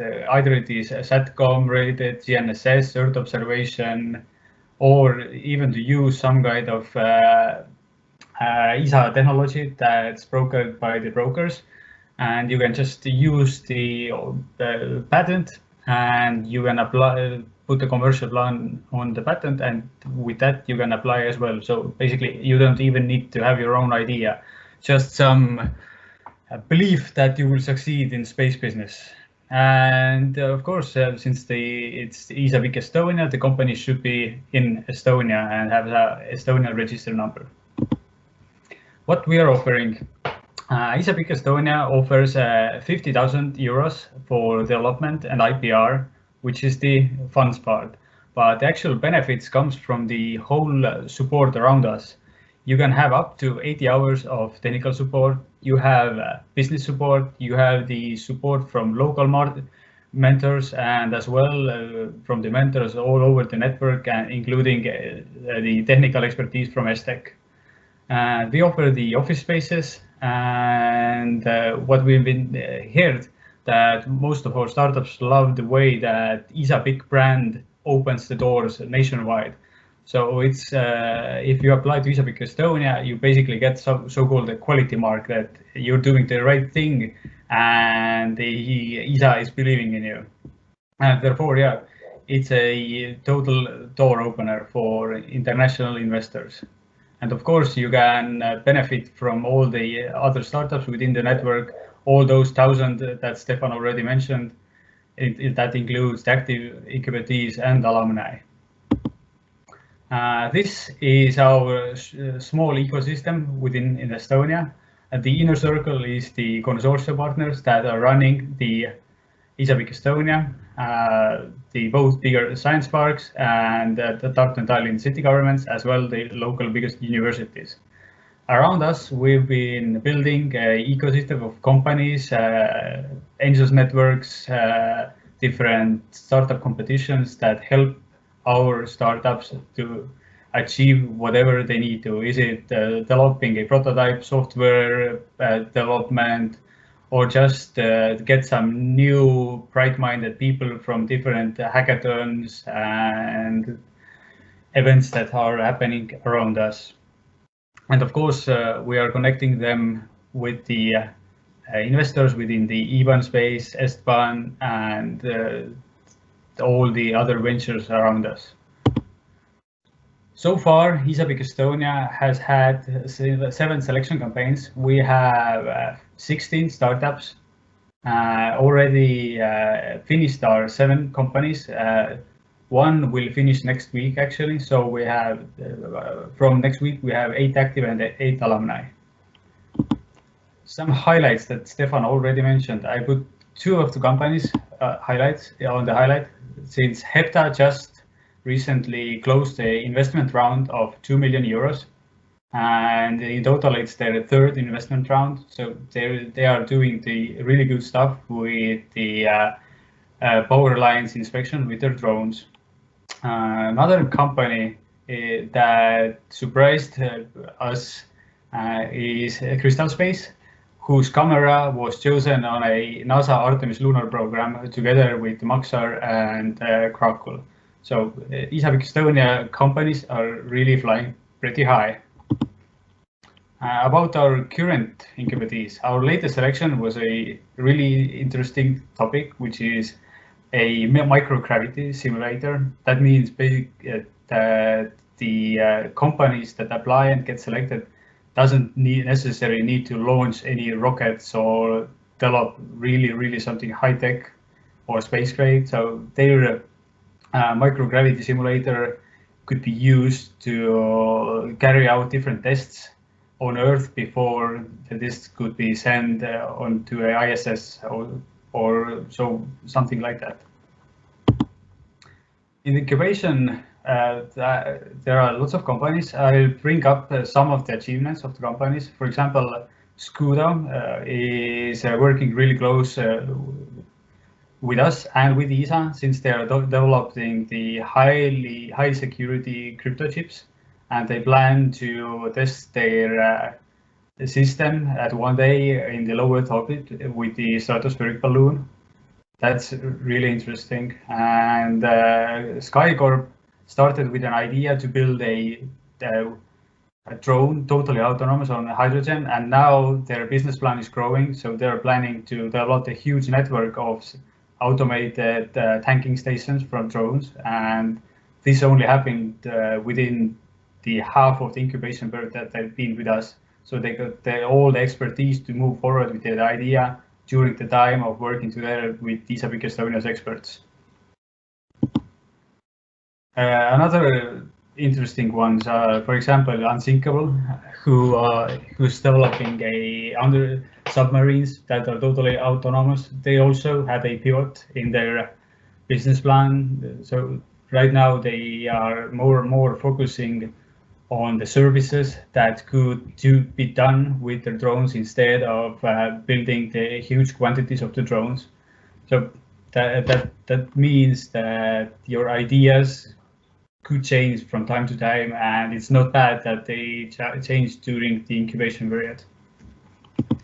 From our alumni, I'll bring up, besides the Crystal Space, Spaceit, who's the first ESA Estonia company that got the direct contract with ESA together with CGI Estonia and Cybexer to develop their own platform even further. And Proekspert finally launched their satellites on the orbit last year. So they are the only company that actually built the satellite and got to launch it. And from the soft skills, Kapazeta, during the time that they've been with us, have almost raised their team twice per size. So they started about 6 people with us, and now they've grown down to the 10 plus people, 11 even. And I already mentioned Hepta Airborne, who raised the funds, and actually Power Up Fuel Cells, the company who's been developing their hydrogen fuel cell based generators for quite a while already. And now they're in the stage that they're actually shipping their generators to the clients and are doing their first sales. So I promise to be really brief, and I see at almost I fit it into the 10 minutes framework that I was doing. And yeah, the next deadline for ESA Estonia is March 18, 2021. For the companies who are here and hasn't been affiliated with ESA Estonia yet, please contact us and we'll find you a right place among us. Thank you. Thank you, Sven. Quick question to you. What is the main criteria to be accepted to the ESA Estonia? Obviously, the main criteria is that you have to do space business. Then you must show a viable team that you can actually carry out the activities that you propose. The team is really crucial that you have at the planning stage. Of course, you can grow your team within the incubation, but at first you should have an idea and a team. Those two come together. All right, Sven, thank you. So our next stop is from Phi-lab, and I'm super happy to have head of Phi-lab, Giuseppe, with us. You saw it. You saw him before the workshop. And Giuseppe, take it over, please. Thank you, Andres. Can you hear me well? Yes, very well. Yeah. Okay, so I'll share my screen. Let's try to share slides, and yes, yeah, you can. Now we can see. Perfect. Okay, great. Okay, so as Andres said, I'm the head of the Phi-lab. The Phi-lab is a division of ESA into the Directorate of Earth Observation, and is a tool for startups and new business to go through the complete innovation pipeline. So differently from other organizations, including BAS and so on, we have internally a team of researchers, and we also connect with several researchers in Europe and worldwide. So we either discover idea internally or in the ecosystem, then we invest on some of these, we develop internally, we test, and then through the invest program that Amanda Regan will present to you later on, we invest in winning business, the business idea, to reach the minimum viable product and to enter into the market. And our focus is, one side is Earth observation, and second is disruptive or transformation innovation. So something that really is changing the future of Earth observation. So why we do that? We do that because Earth observation at the moment is going through what we call the perfect storm. The downstream market of Europe is about 25% of the market share worldwide, and the Earth observation market is growing double digit in the last years. And frankly, I don't know many businesses that are currently being able to grow with double digit. I mean, 10% in revenue, 12% in workforce, and so on. And this is due by the fact that there are major technical advancements happening right now. It's much easier to go in space, and we can produce much richer information there. There is data available more than ever before. ESA is delivering 250 terabytes of data, free and open access to all of us that can be used to generate business. There is a new entrepreneurial spirit, so there is much more interest into the investor in this market, and there is, of course, now more interest in work together than before and work in a distributed way. So who we are located in Esrin, that is north of Roma. We are about 20 people, but actually we are changing quite a lot because we are a kind of open lab. So just enough is staff member, all the other are what we call visiting researchers. So industry that come to us, stay with us to test their idea, and then we develop with them and then leave. We have people, for example, we had Airbus, we have currently ISI, we will have soon OHB, and many other companies, and they stay with us from a few weeks to a couple of years. Our role is to be what we call a catalyst, so we generate and help people to generate idea, and then to connect people in between startups, the new space operator, investors, and all the ecosystems. So, as I said, we go really through discovering idea, spending a few amount of money to develop and test this idea, and the good one that will have, let's say, expected a great business plan and great business return, we invest on that. In terms of technology axis that we cover internally to the lab, we are mainly concentrated on artificial intelligence, machine learning, actually. We recently started to work on quantum computing, quite, let's say, visionary activity, but we work also on Internet of Things, blockchain, and cognitive space. For what concerns InCubed, the program for co-investment that you can apply, we cover all elements of a space system. So flight hardware, flight software, downstream application, end-to-end systems, so complete satellite system, or just innovative business model that use the current asset available. There are many different ways in which you can work with us, so I will not go through this slide, but if you want to work with the Phi-lab remotely or in presence where it will be possible, just write to us an email and we can find the good way to work with you. These are some of the companies we collaborate right now, but we are very busy to extend this network, and it's growing day by day. So we are organized in two offices.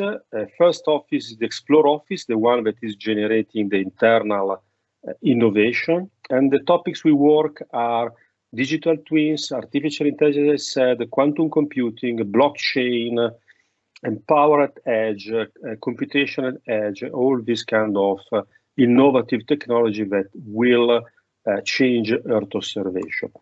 So as I said, our current main focus is artificial intelligence, and we work on detection classification, big data analytics, explainable AI, process automation, many of different topics around AI. I just want to mention FISAT-1, that's a satellite that has been launched last September, which idea has started in the Phi-lab a couple of years ago, and then has been implemented in ESTEC in the Netherlands. So this satellite has been recently launched and demonstrated that AI can be working very well in space. And now we are busy to bring artificial intelligence into the big mission of ESA. For example, we are studying currently the CHIME mission to see if this one could have benefits. But the most, let's say, closer to business activity is in the Invest office. In Invest office, we have what we call the InCubed program. That is the program where we provide funding to business, to startups, or even corporates. So we have also corporates working with us, and Amanda will give you all detail on this. We have an activity that we call Invest Action. So are all the activity that help us to help you to connect to the private investor market and to get access to additional risk capital in addition to the one that we can provide ESA. And we are also building a Phi-lab community. There is a Phi-lab community on LinkedIn that you can join to be up to date. So this is the InCubed program. I will skip this slide because Amanda will give you a lot of information just after me. And again, the Invest Action, you have to consider that our program InCubed is just one of the elements of, let's say, funding that you can get access in Europe. And here you see InCubed, it is, let's say, located here in this kind of diagram. So we are covering activities that are close to be matured. So we call in space terms TRL 4 or 5, and be ready to fly, for example, means TRL 7 or 8. So we cover from that. So when you have an idea which is already developed, and we help you to remove the risk to reach the readiness for the market. The size of our fund InCubed is about 100 million, and this is, let's say, available, including Estonia, in 18 countries in Europe. That's it from my side. Giuseppe, thank you very much for a quick an overview. I remind to our participants that you free to use chat for questions. Yep. And if you have questions, then you can ask right away. I see Amanda also ready already.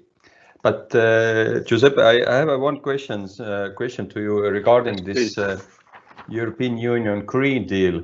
How much this Green Deal trend will impact your value proposition and for startups and corporates? The Green Deal is the biggest, let's say, a challenge that Europe taken to become the first continent green, let's say, neutral. And a lot of technology are needed to reach this goal, because you cannot reach this goal without being able to observe the Earth. And Earth observation is, of course, let's say, a fundamental tool of this. So we are very busy on this. There are several activities that we run, both in terms of developing innovation in terms of the lab, but also there are some activity that Amanda is leading to help this. For example, very soon we'll start a contract for multispectral companion satellite. So it's the idea of the system of systems. So we have a big constellation of big satellites, but we want to complement these with small satellites that are really, let's say, can provide a higher visit, more information, and provide information that are, again, complementary, not in overlap. And that's a business activity of a company right now I cannot disclose, but will be announced very soon. All right, thank you very much. I do have one question more from the chat, and there is a question. What's your opinion on satellite as a service? Satellite as a service is one of the business models that we are considering. So my opinion is yes, it's something to be studied. It's not something, let's say, probably not ready right now, but the direction of especially the Earth observation market is that one. We are moving from providing data only and image to providing services in different arena, I mean different sector. And satellite as a service is one, ground segment as a service is another one. So there are a lot of these service-oriented business models that are appearing. All right, thank you very much, Giuseppe. One question: can you stay until the end of the workshop, or? Absolutely. Oh, perfect. Then I encourage everyone here in the workshop that you can ask during the last Q&A session directly from Giuseppe and all other speakers. But our next and last speaker before Q&A session is Amanda.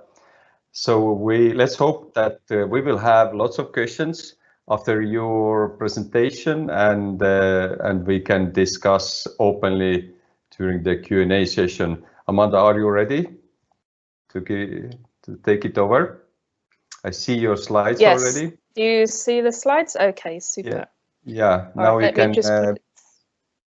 Yes, just... on the full screen. Yes. Yeah. Perfect. I just had to move you out the way. Sorry. No, it's okay. You are ready to go. Yeah. Yeah. Okay. Let's see.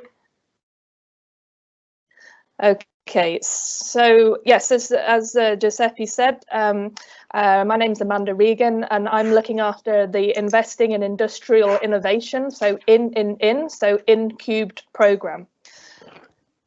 So let's move on. Okay. All right, so Giuseppe already showed this, that we're actually seeing in the spaceborne Earth observation sector a real explosion of things that are crashing into the sector right now that we really didn't see 10 years ago. So as Giuseppe said, you know, we're getting a lot of technological advances, and also Copernicus, for example, is providing long-term systematic data, which is enabling companies to start offering over-the-top services and being able to provide solid business cases, which we haven't had before. And the major technological advances from a satellite point of view, the performance per cubic meter in a satellite now compared to 10 years ago is exponential. Also, the idea of connected thinking is something that has really changed Earth observation. So instead of singular satellites being launched, we're seeing constellations, multi-point measurements, and also artificial intelligence kind of connecting things together. And all of this is bringing a rather entrepreneurial spirit, new players and new investment into the sector.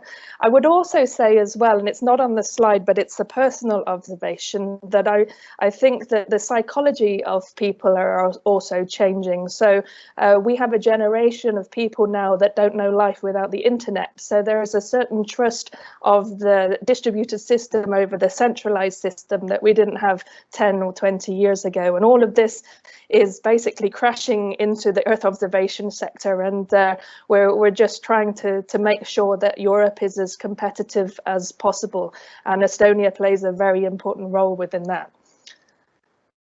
So what we're seeing is Earth observation. People think, okay, it's just taking pictures or taking some measurements. And I think what we're moving away from is just provision of images and data sets to more connected thinking and more intelligent decision making, even to the point of commoditized intelligence, whether that's business intelligence or scientific intelligence.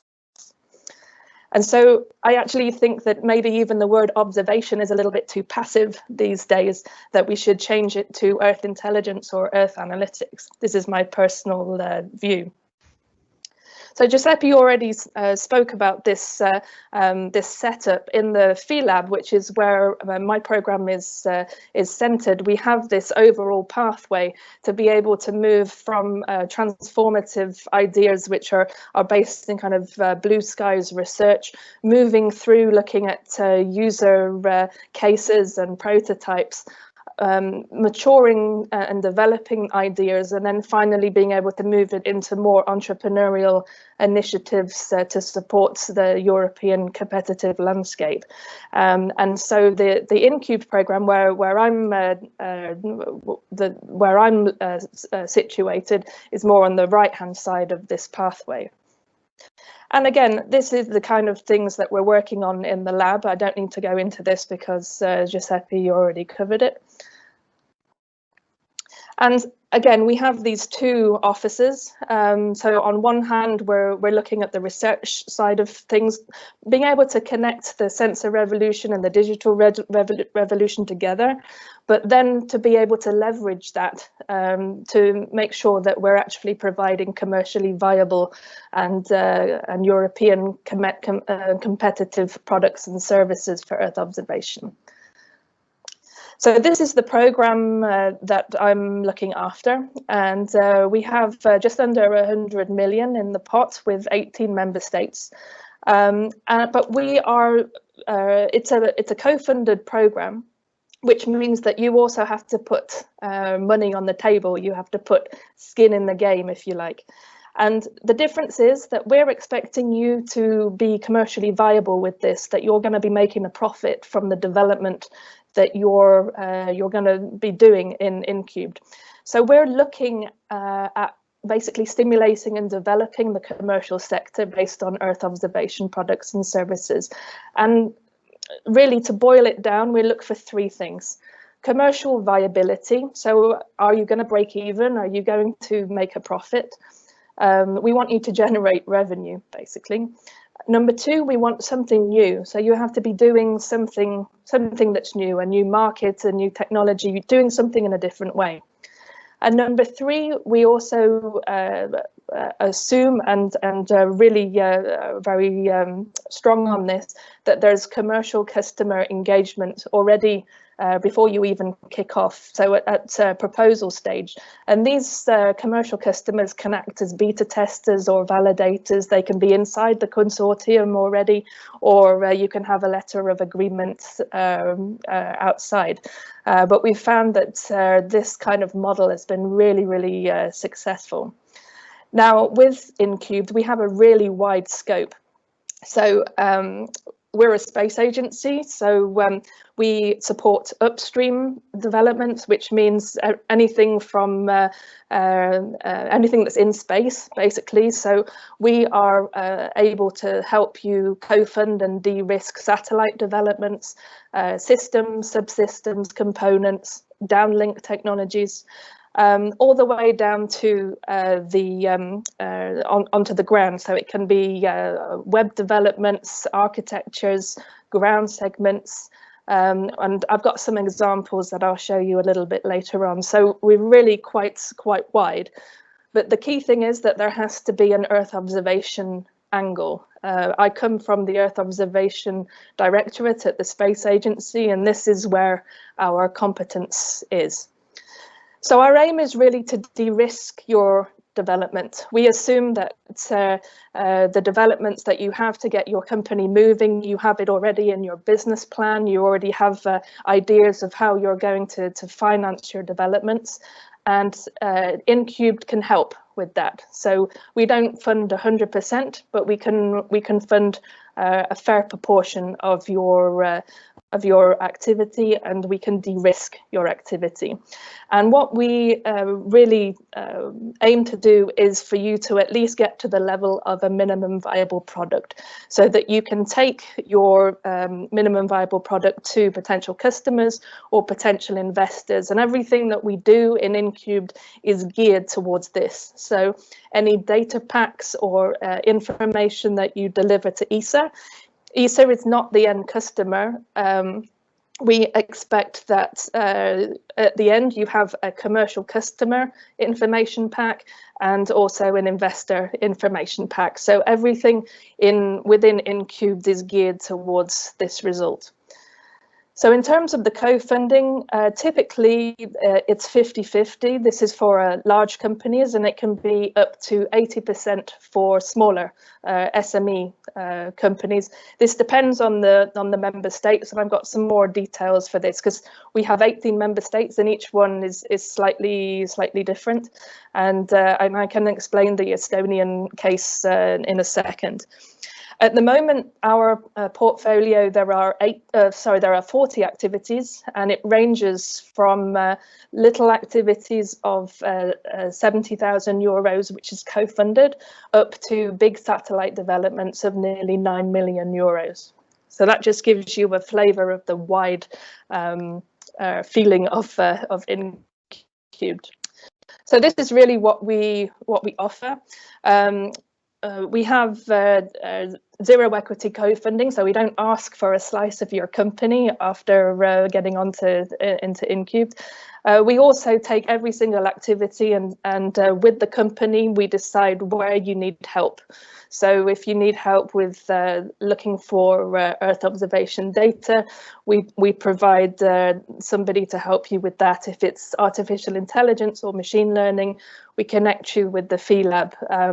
And if it's qualification of components, for example, we have experts that are in our other centres that focus on those kind of things. So we take each activity and basically decide how best to help you. There's also, you can use the ESA logo if you've got a signed contract with us, and we give you access to the ESA facilities. We're also in the process of connecting with private investors, and we've done a couple of industry days or join the Phi week, etc., with investors, and this has been done also with our BAS colleagues. And we're also trying to create, as Giuseppe said, an InCubed and Phi-lab community. So let me just trying to get to the next slide. There we go. So within InCubed, there's 2 cycles, and it really is dependent on how mature your development is. So typically, if it's around technology readiness level 4, we recommend that it goes into a kind of a de-risking cycle, which is usually about 6 months to 9 months long. And this is really just to make sure that everything is ready for you to go into the product development cycle. So we have some activities that go into the de-risking and then move to the product development cycle. And then other activities just fly straight into the product development cycle. But this is a discussion that we have when we receive the proposal, and we can decide which cycle to put this in. And this really tells you what I've just said, that we basically decide which development cycle your activity goes into. And here you can see some of the funding options. So for the different cycles, there's different technology readiness levels, and we have technology readiness levels for when you're wanting to cut metal, for example, if you're wanting to develop satellites or technologies, and application service readiness levels for more downstream applications. And you can also see that we have much more information on EMITs, and this is the reference. So for the funding options, we have, you can see it's up to 75%, sorry, up to 80% for small and medium-sized SMEs, and this is something that the Estonian delegation has endorsed. And so we typically, for the small and medium size, go up to 80% for Estonian companies, for both the de-risking and the product development cycle. So how to apply to InCubed? Well, the key thing I would suggest is looking at ideas.esa.int. This is the platform that we use to onboard your proposal into InCubed. And we take you step by step. We literally take you by the hand, and you have templates to fill in. And if you're having problems with the template, you can contact us on the platform, and we can help you with this. The key thing with InCubed as well is that it's a real partnership between industry on one side, the national delegations on the other, and ESA. So we're all partners in this. And we have a very flat organization when we're moving through InCubed. We make sure that all the partners have transparency, and we know where we are. We've also introduced a new pre-step called the idea pitch, and this is the first stage of our onboarding process. So we ask that you go to ideas.esa.int and you fill out the template. It's only a one page. And the idea of the idea pitch is to see if you're a good fit for InCubed. So are you commercially viable? Are you doing something new? Have you engaged with commercial customers? Those are the three main points. And we invite you to a online meeting. We invite the delegations as well. And we ask you to give a 15-minute pitch of what your idea is for the InCubed program. And if it's successful, we invite you to the part 1 outline proposal to start filling out that template. And if it's not quite a fit, we work with you to see if there's other ESA programs it might be a better fit for, or maybe you have to iterate, so your idea, maybe it's a little too immature. This has been the case a few times within InCubed. We have a part 1 and a part 2 proposal process, and we also request a letter of support from the national delegations, and this letter basically unlocks the co-funding. We have at the end of part 2 we have a tender evaluation board, or a TEB, and this is where ESA experts will analyze your proposal, and we will make a recommendation to place a contract, yes or no. So we're really trying at the moment to speed this process up as much as possible. Our aim is to do this at the moment within 3 to 4 months. What we're finding actually is that the speed is taken up by the companies writing the proposals more than ESA reactions.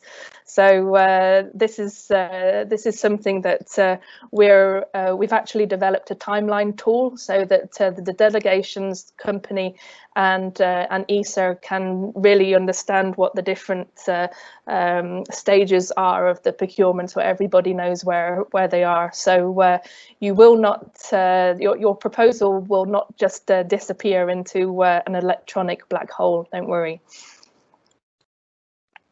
So these are the member states, and as you can see, Estonia is one of them. And just a couple of examples to finish. So EO plugin, this was the first activity that was kicked off in InCubed, and this was an Austrian-Dutch collaboration. The Austrians were, so the idea of this activity is that it's a downstream data platform that they're using Earth observation data to maximize the yield of potatoes. This was their first point, and they want to expand to the agro-food sector. And the Austrians were developing the technical side, and the two Dutch companies were representing potato manufacture or potato growers. And they liked this idea so much, the Austrians, that they actually spun out a startup based in the Netherlands. as well. And we've literally just finished this activity, and they're nearly at break even already. And they haven't finished InCubed. Well, they finished it 1 month ago. So this is doing rather well. Another example of upstream. So Hyperscout 2 is a hyperspectral imager. This was developed by COSIGN and the Dutch delegation, and this was flown on Phi-lab in September. And they've added an artificial intelligence chip to the Hyperscout to create Phi-lab. So this was co-funded in InCubed, this imager. Another example, Signalize. This is a Dutch company using it's a downstream platform that's using Earth observation data, but both optical data, so typical camera data, and synthetic aperture radar data. And then Mantis is a satellite of the first one of a constellation that will be looking at energy applications. A couple more examples. We have Coastio. This is an Irish company that have developed these little yellow buoys that are providing a commercial service for water quality. And they also do this by validating satellite data as well. This is already up and running. Another Dutch activity on the top right-hand corner, using AI techniques to improve Earth observation data, so removing haze and colour distortion and improving the spatial resolution. We have another Irish example, Alfresco. This is looking at developing an optical modem for Earth observation satellites. And then the Deimos activity, this is a satellite that is looking at high resolution optical satellites. It's an optical satellite development even. And then this is my final slide. We have Sweden, who are developing the space cloud. They're looking at developing a flexible infrastructure of mesh networks for AI and IoT. And Austrian example, Impulsion, they're using ESA to help develop and qualify their little nano and micro electric propulsion thrusters. And then GMV, they're based in Romania. And they have actually come up with a mission, basically it's mission planning as a service.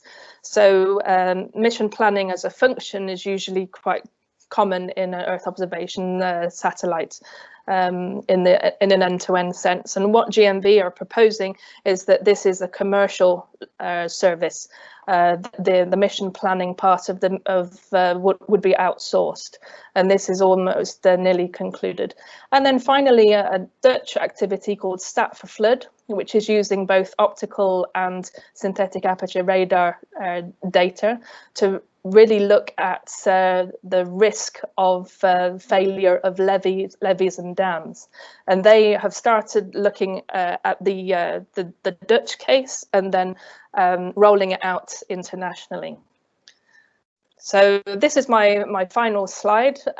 Is InCubed right for me? Well, if you have a commercially focused EO-based product or service, and if you are doing something new and you have commercial customers in mind, if you would like to get it to the point of a minimum viable product, and you would like ESA's help to de-risk, then please drop us a line. So that's where I would like to finish. Thanks. Wow, Amanda, thank you very much for this practical and full of examples overview. And you were super fast. But I see that we do have a few questions from the chat, and let's go through those questions. For example, Luca is asking, are we getting more active in the Middle East? I know ESA and EU have some programs shared with Israel. What about proposal involving Egypt and the United Arab Emirates? Yeah, so Well, the program that I'm running, I'm serving primarily the 18 member states that we've got the agreement with. But having said that, we have proposals that have, for example, detectors that come from Israel, for example, and we're also looking at developing systems that have collaborations with other countries. So we have the InCubed member states that they can use their own co-funding, and then we have also possibilities for collaboration. So, for example, in a dedicated call that we had for InCubed for a particular country, there was a country that wasn't subscribed to InCubed, but their companies came to us and said, look, we want to work with InCubed, we've got this setup. If we fully fund our part, can we work with InCubed? And I'm not going to say no to that. I'm very happy with that. So. All right, very good. Another question from Stefano, and I believe this is a tricky one for you and for Giuseppe and maybe even for Nick. There is a question: what are the differences, pro versus cons between ESA Bus and InCubed? Yeah, no, if I'd have been in this audience, I would have asked this question. So maybe I can. So I actually have prepared a slide for this because I thought that this would come up. Wonderful. Okay, so nice work, Amanda. Thank you very much. I just have to see how far it goes. Yeah, okay. So, all right. So within InCubed, we do upstream developments as well as downstream developments. Now, Nick's program, I think there is a little bit of overlap, to be honest. And what we've done to get out of that is that within Nick's team and also our team, we're working super close together. So there has been at least, I would say, a number of idea pitches that we've invited the BAS team to the idea pitch, and we decide which path to follow, and it usually falls, if it's fully Earth observation focused and they're wanting to have a fully Earth observation solution, and maybe there's some development as well, then it may be better in InCubed. There's been other activities that we've done, some activities with InCubed, and then we've handed it over to BAS. So it's not really something that the company has to worry about in that sense, because we sort it out internally, basically. Because the point is that we're trying to support and develop the European commercial EO sector. And that needs to be done to the best of our ability, regardless of which program it goes into. There's a higher focus for us, I think. So I don't know if that answers your question. I don't know, Giuseppe or Nick, if you want to support my answer. I support completely your answer, but we should hear if Nick is in agreement. I think so, but let's give him the possibility. Let me try to say something complimentary then. I think the reason we divide things up into these different programs is so that we can make sure we direct the right kind of competence from ESA towards helping it. So the competence which is in my team, which we heard about earlier on, is about getting the customer proposition right and making a revenue generating opportunity, something which is investable and it's going to be successful as a business. That's kind of the direction we're coming at things from, the demand side. But if it's more about getting the technical proposition right and getting it working as an EO capability, then those kind of technical and specialist capabilities are sit with Giuseppe and Amanda, and so they can really support getting that side. But there isn't a sharp line between those things, right? No, you need to do both right. So it's really which focus, where's the center of gravity?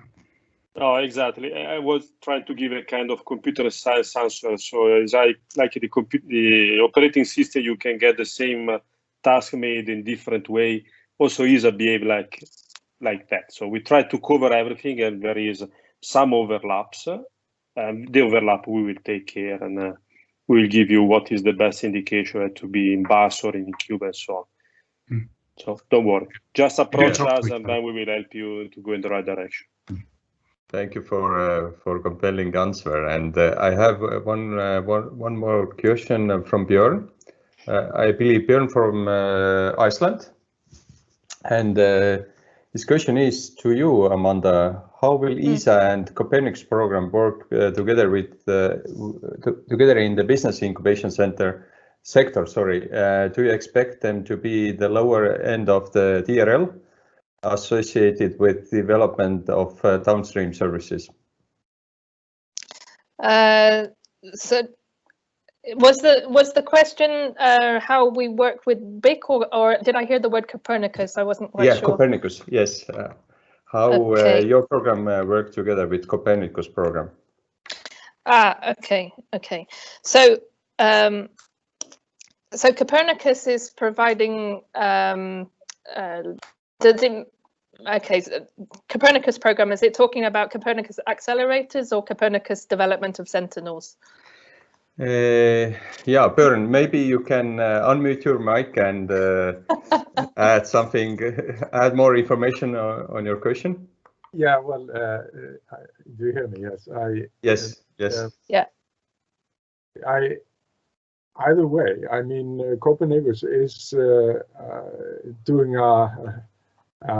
driving explosion in availability and lowering the friction of getting access to a vast spectrum of services, and the application development will explode from there. And one line is the science development sector in the Earth observation, and another line is also in the business application and sector. So this is a very interesting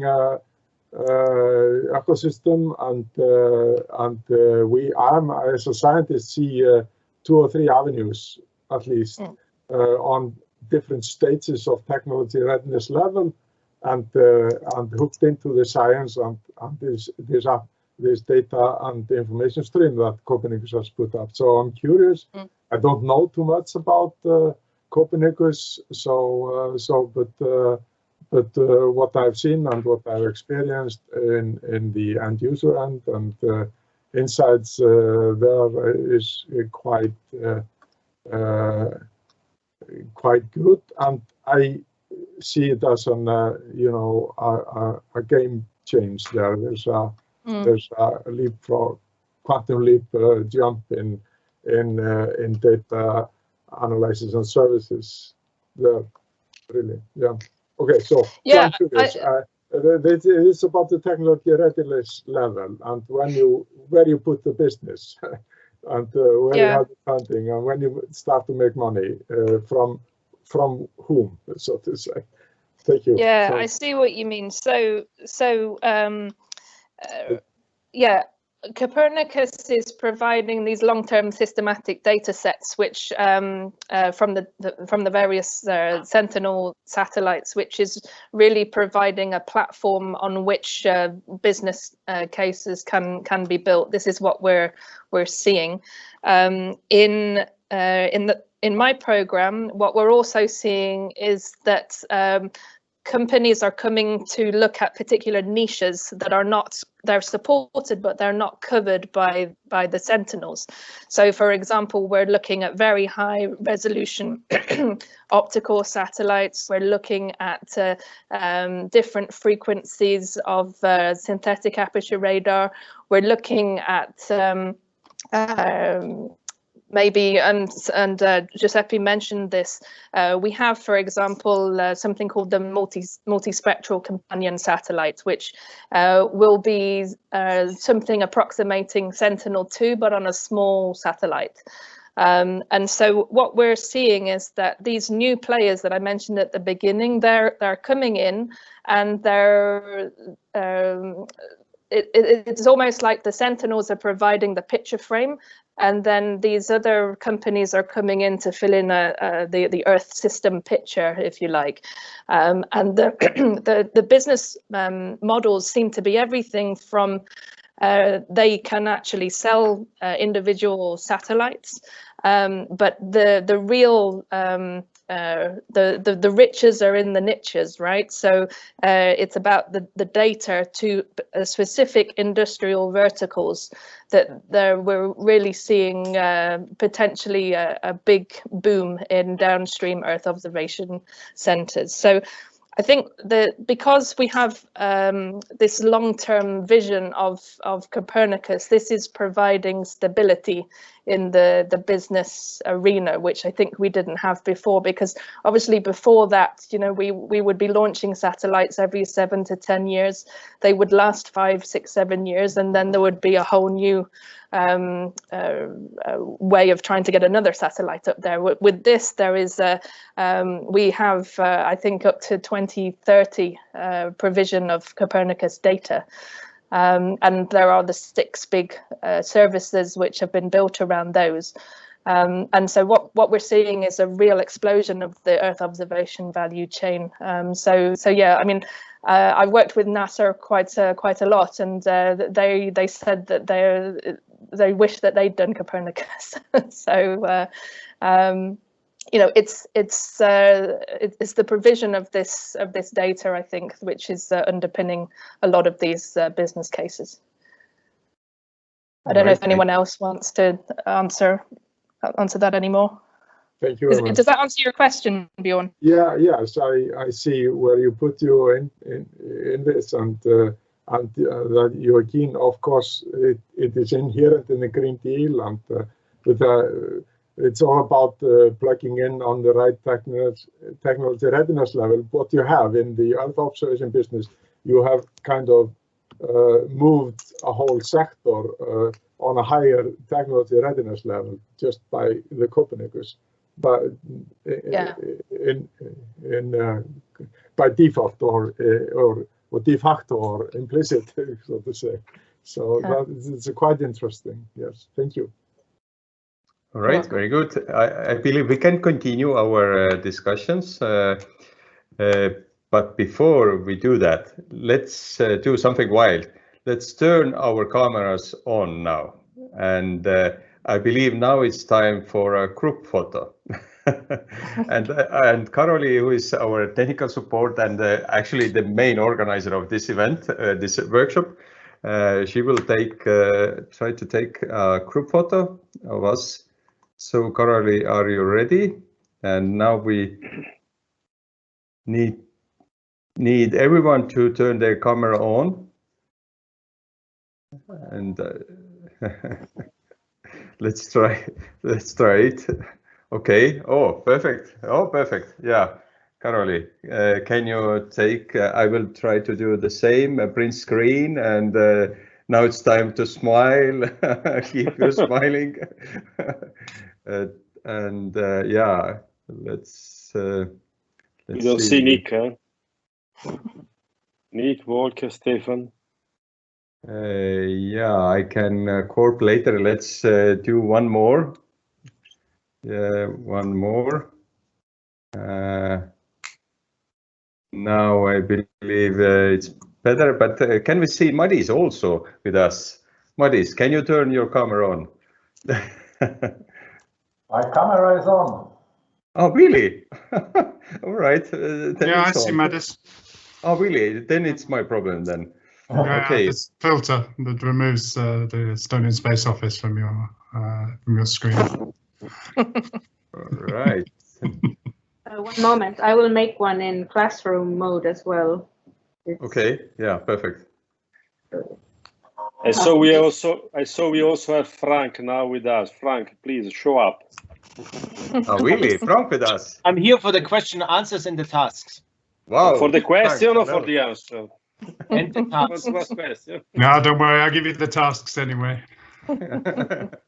Hey, I think I got a great shot. Thank you. Thank you. All right. Okay, super.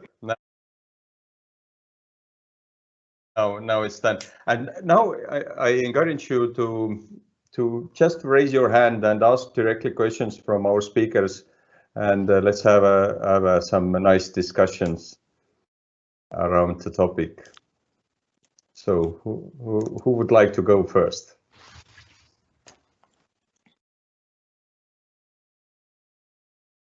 Madis, do you have any comments?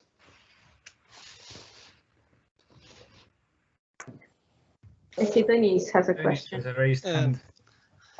Yeah. Yes. Thank you.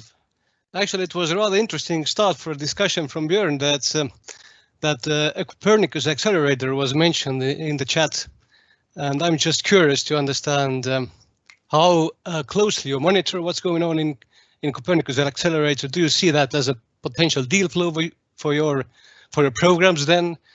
And has this deal flow or potential deal flow actually materialized in interesting projects?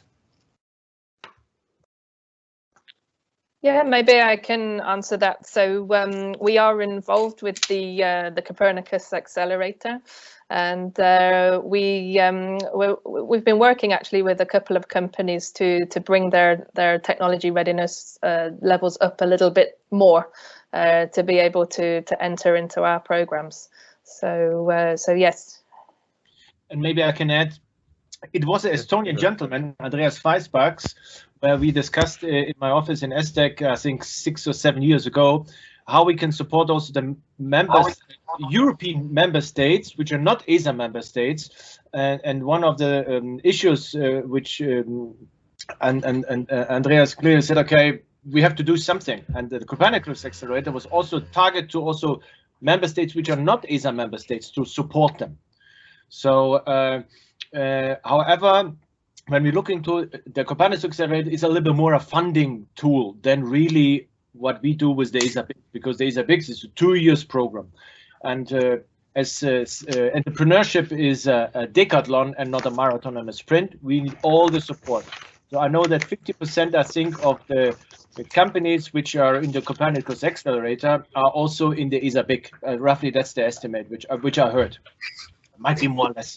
So I think this is, as long as they are not double funding, it's more funding and more support for our companies in Europe. Yeah, the Copernicus accelerator requests the company to look for an incubator to provide the services to them. So it's a very nice, in fact, complementary program to the ESA Big program and various other ESA tools. So, Andros, I think you know that program also very well. So more support for our startups is always better. So it's not competition, it's complementary. Yeah, exactly. And I see Björn also would like to ask something or comment.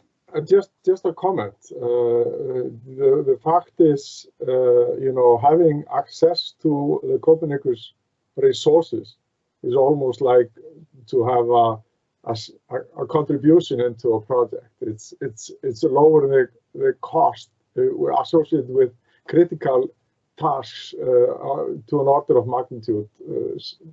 So I would like to propose the idea to take that on board in business cases, that this is into the share cost accounting. This is contribution in kind, but not coming from the business. So some way of making that map or reflecting on that. Of course, there is a investment in know-how and experience that is not monetary terms. So if you are taking the share cost measure or evaluation in a business case solely on monetary terms, then this is kind of left out. There's a huge value in this know-how and this infrastructure that is not counted for in the viability of what you're doing. So, well, this is a system or activity in transition. So we'll see something very nice out of this. This was a remark or comment, but it has to be looked into. Yes. And maybe also this is will go something in the direction of Paul and Madis. Of course, we would be happy if our member states also being in the Cassini discussion see how complementary these calls will be also in future. Because by the end of the day, I think we have to support our member states and our industry. And ESA maybe has a small say, but I think the biggest say in aligning these things and that it will smoothly work together, I think the member states have that in their hand. Yeah, thank you very much, Frank, for additional comment on that. I see that Madis asked previously how to connect InCubed and business application program to EU Green Deal. And Giuseppe answered already, but is this also what we need to discuss in terms of impact investments and how to bring more green tech startups, how to say, on the spotlight? May I say a short comment? Yeah, sure. This is the Green Deal directive. It's the place where the money lies. True that. Of course, I'd like to elaborate opportunities, what we can do by connecting the Green Deal and space to the benefit of the industry. Well, that's very welcome, and I think we certainly would endorse that in ESA. And very often when these things are discussed, it's presented as if there is somehow a choice to be made between doing something for the environment and the climate against doing something for business, and we completely don't see that as a choice. The kind of green stimulus which the EU is putting forward now, what we need to do in terms of transformation of businesses, this is good business. It's good investments which are going to be profitable, and so we don't see any contradiction or any competition between those two things. They support each other. So yeah, very good, very good. Is there anyone who would like to add something? Okay, Dennis, I have a question to you because you are supporting our Estonian entities in terms of applying to ESA Business Applications and also to Phi-lab. Do you have any like practical remarks or recommendations to Estonian companies? How can I have? Because what I've seen, both programs has been done as convenient for applicants as possible, because the threshold is rather low.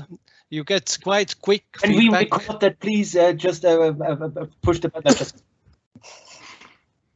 Sorry. No, we're happy to hear that. Thank you very much. The thing is, yeah, that you really an applicant is entitled to quicker feedback, and a stepwise approach is pretty fine. Of course, there have been pitfalls in the past. You see also quite elaborate discussion on what is in the scope of the programs and what's not. And there is now we understand there's a quite good division of labor between of the two programs, and the only message I could have is that be more bold and go for it. So that's the main message from my side. So thank you for this excellent lineup as well here. So. Yeah, that's indeed, and for that we have to say thank you to Karoli. I see that you raised hand also. Any comments from you? First of all, really thank you to everybody. I think the overview we got today was comprehensive and understandable for anybody who was able to follow the whole workshop. But as Estonia is quite new to these programs, I had a question about the success rate. We don't have much data about Estonia yet, but how is it overall for the different programs? You mean acceptance rate or something like that? Yes. Okay. Is there anyone who would like to comment that? Maybe I can go for InCubed. I would say the success rate is very, very high. Is probably, let's say, the time to develop the business idea which takes. So we see idea coming to us, and then there are some that are really ready and they go very fast, and some that stay 1 year, 1 year and a half under development. There are, I would say, Amanda, please correct me if I'm wrong, I think there are few that die. There are some that are not ready, that are maybe just technology push without any business idea. And as I wrote into the chat, what we really check if the business, your business model and business plan is strong, not if the technology is good or bad. So the prerequisite is that you make money. And so where sometimes we see failure is because we have people with a maybe great technical idea, but no market analysis, no competition analysis, no business plan, no revenue idea, and so on. So in that case, some failure could happen, but in general, it's quite high.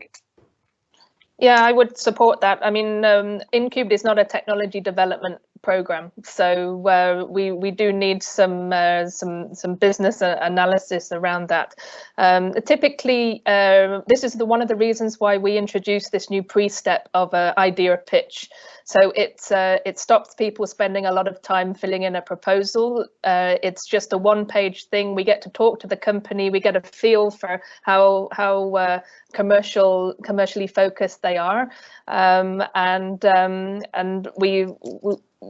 I would say that the performance, the proportion of going to outline proposal, this part one, is relatively high. I think that one of the main showstoppers is if the national delegation doesn't support it, or if there isn't enough funds in the pot for what they want to do.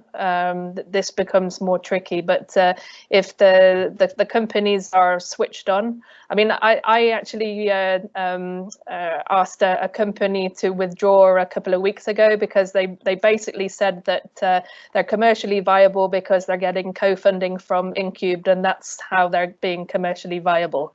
With no analysis of the market, so they were just wanting to swing from one ESA basket of money to the next. And grant entrepreneurs, right? Grant entrepreneurs, exactly. Yeah. Yeah, I think the same on the BAS side. We introduced this iteration very early. Volker talked about the APQ form, and the idea of this is, if for whatever reason we think we won't be able to support your idea, then we say so as early as we possibly can before everybody puts a lot of work in. If we think it's a good idea and we want to pursue it, and the Estonian delegation agrees with that, from that point forwards, it's about a 60% success rate of what carries on forward. So we don't reject much after that point. We continue to work with the companies until we get it right. Yeah. Sometimes that takes more time, sometimes it takes less time, but once we've kind of decided that this is something that we want to move forward with, then we will commit to putting the effort in alongside the industry to getting a good proposal together. And which means, sometimes that can then go through very quickly if everything is lined up. It can be weeks. Sometimes, as Giuseppe said, it can be, we can spend more than a year iterating with you and trying to refine the idea. But we don't give up easily. Yeah, if we like the idea, we'll just keep iterating I actually put in for InCubed, we'll iterate proposals up to 3 times. So, all right, that's very good to know. I see Stefan also have raised a hand. Yes, for the ESA Bigs, about half of the applications are accepted. It is a high number compared to many other programs out there which support early stage companies. But again, the ESA Bigs often take time working with the applicants, making sure that the applications reach a certain standard. And in that process also sort out those many proposals which would not qualify for some or other reasons. we are sometimes blamed for kind of having too heavy application processes. We are working on making them lighter, but if applicants know, they become aware that filling in these applications, they have such a high chance of starting incubation, that then they often, they consider it worth spending the time. Yes, thank you. I have to admit that time flies when you have fun, and we have left 5 minutes, maybe for 1-2 questions or comments. I can check our chat. Is there any questions? No, I don't see. Is there any comments from your side? Now let me see. There is a question about success rate in Kickstart activities. Stefan, Nick, would you like to comment that? Yes, so these are competitive calls. It depends to a large extent on how much budgets the national delegations in each country want to commit to each theme.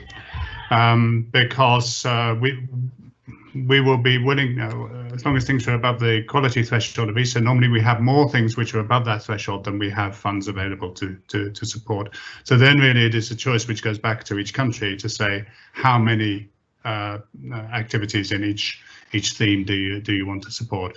Normally it's 1 or 2 from each country in each theme. So we don't do very large cohorts. But given that we're active across 22 countries, then it adds up. So it depends how competitive it is inside your own country. All right. Yeah, it's clear enough. Thank you. And I see that Frank have a question to all of us. So Frank, please. Yeah, this would be the question to all of us. What can we do better? What we can change in the call? It's a continuous life learning, improvement, and so on. And just had an assessment with my boss. And one thing is we have to become better and leaner. So let us know. It's not necessary that you do it today. Email is fine. LinkedIn is fine. Something which you see, which we can do better, where we have to align better, what we have to change, where we can learn from every new partner. We learn and bring it back to the network. Andros and Sven knows that very well. And I would encourage everybody to do that. All right, Frank, thank you very much. Actually, can I add one thing? Sure. So we haven't signed a contract with an Estonian company yet, and so we're looking, we're ready. So we need your good ideas and good activities. So. We're here. Yeah, absolutely. That's perfect, because I believe the most important message from today is that ESA Space Solutions and the ESA Phi-lab are both go-to places for entrepreneurs. If you have great business ideas and would like to involve space, go for that. And therefore, I believe we all learned so much from today, and we all know that we need more space. So thank you very much, everyone. And yeah. And if you need if you have any questions which wasn't answered today, you can contact our Estonian Space Office directly. And I know Karoli will send a link of this recording workshop and also slides after the workshop, maybe next week. So thank you very much participating in this workshop with us today. So, and good luck with space. A short comment from my side. I'd like to thank you all organizers, especially my colleague Karoli and ESA staff, and of course Andros for excellent moderation. Thank you very much. Yes, I would also like to thank Karoli, and also from my team, Ville Meskus, who helped on our side as well. So thank you. Thank you to all. It's Startup Day. Yeah, yes, Frank. Very good. So now we'll see you all regular. Okay. We look forward to that. Thank you all. Thank you. Bye. Thank you. Yes, Bye. bye. Thank you. And remember the message. Bye-bye. Yeah, we need more space. Exactly. Thank you, Nick. Thank you. Bye. Okay.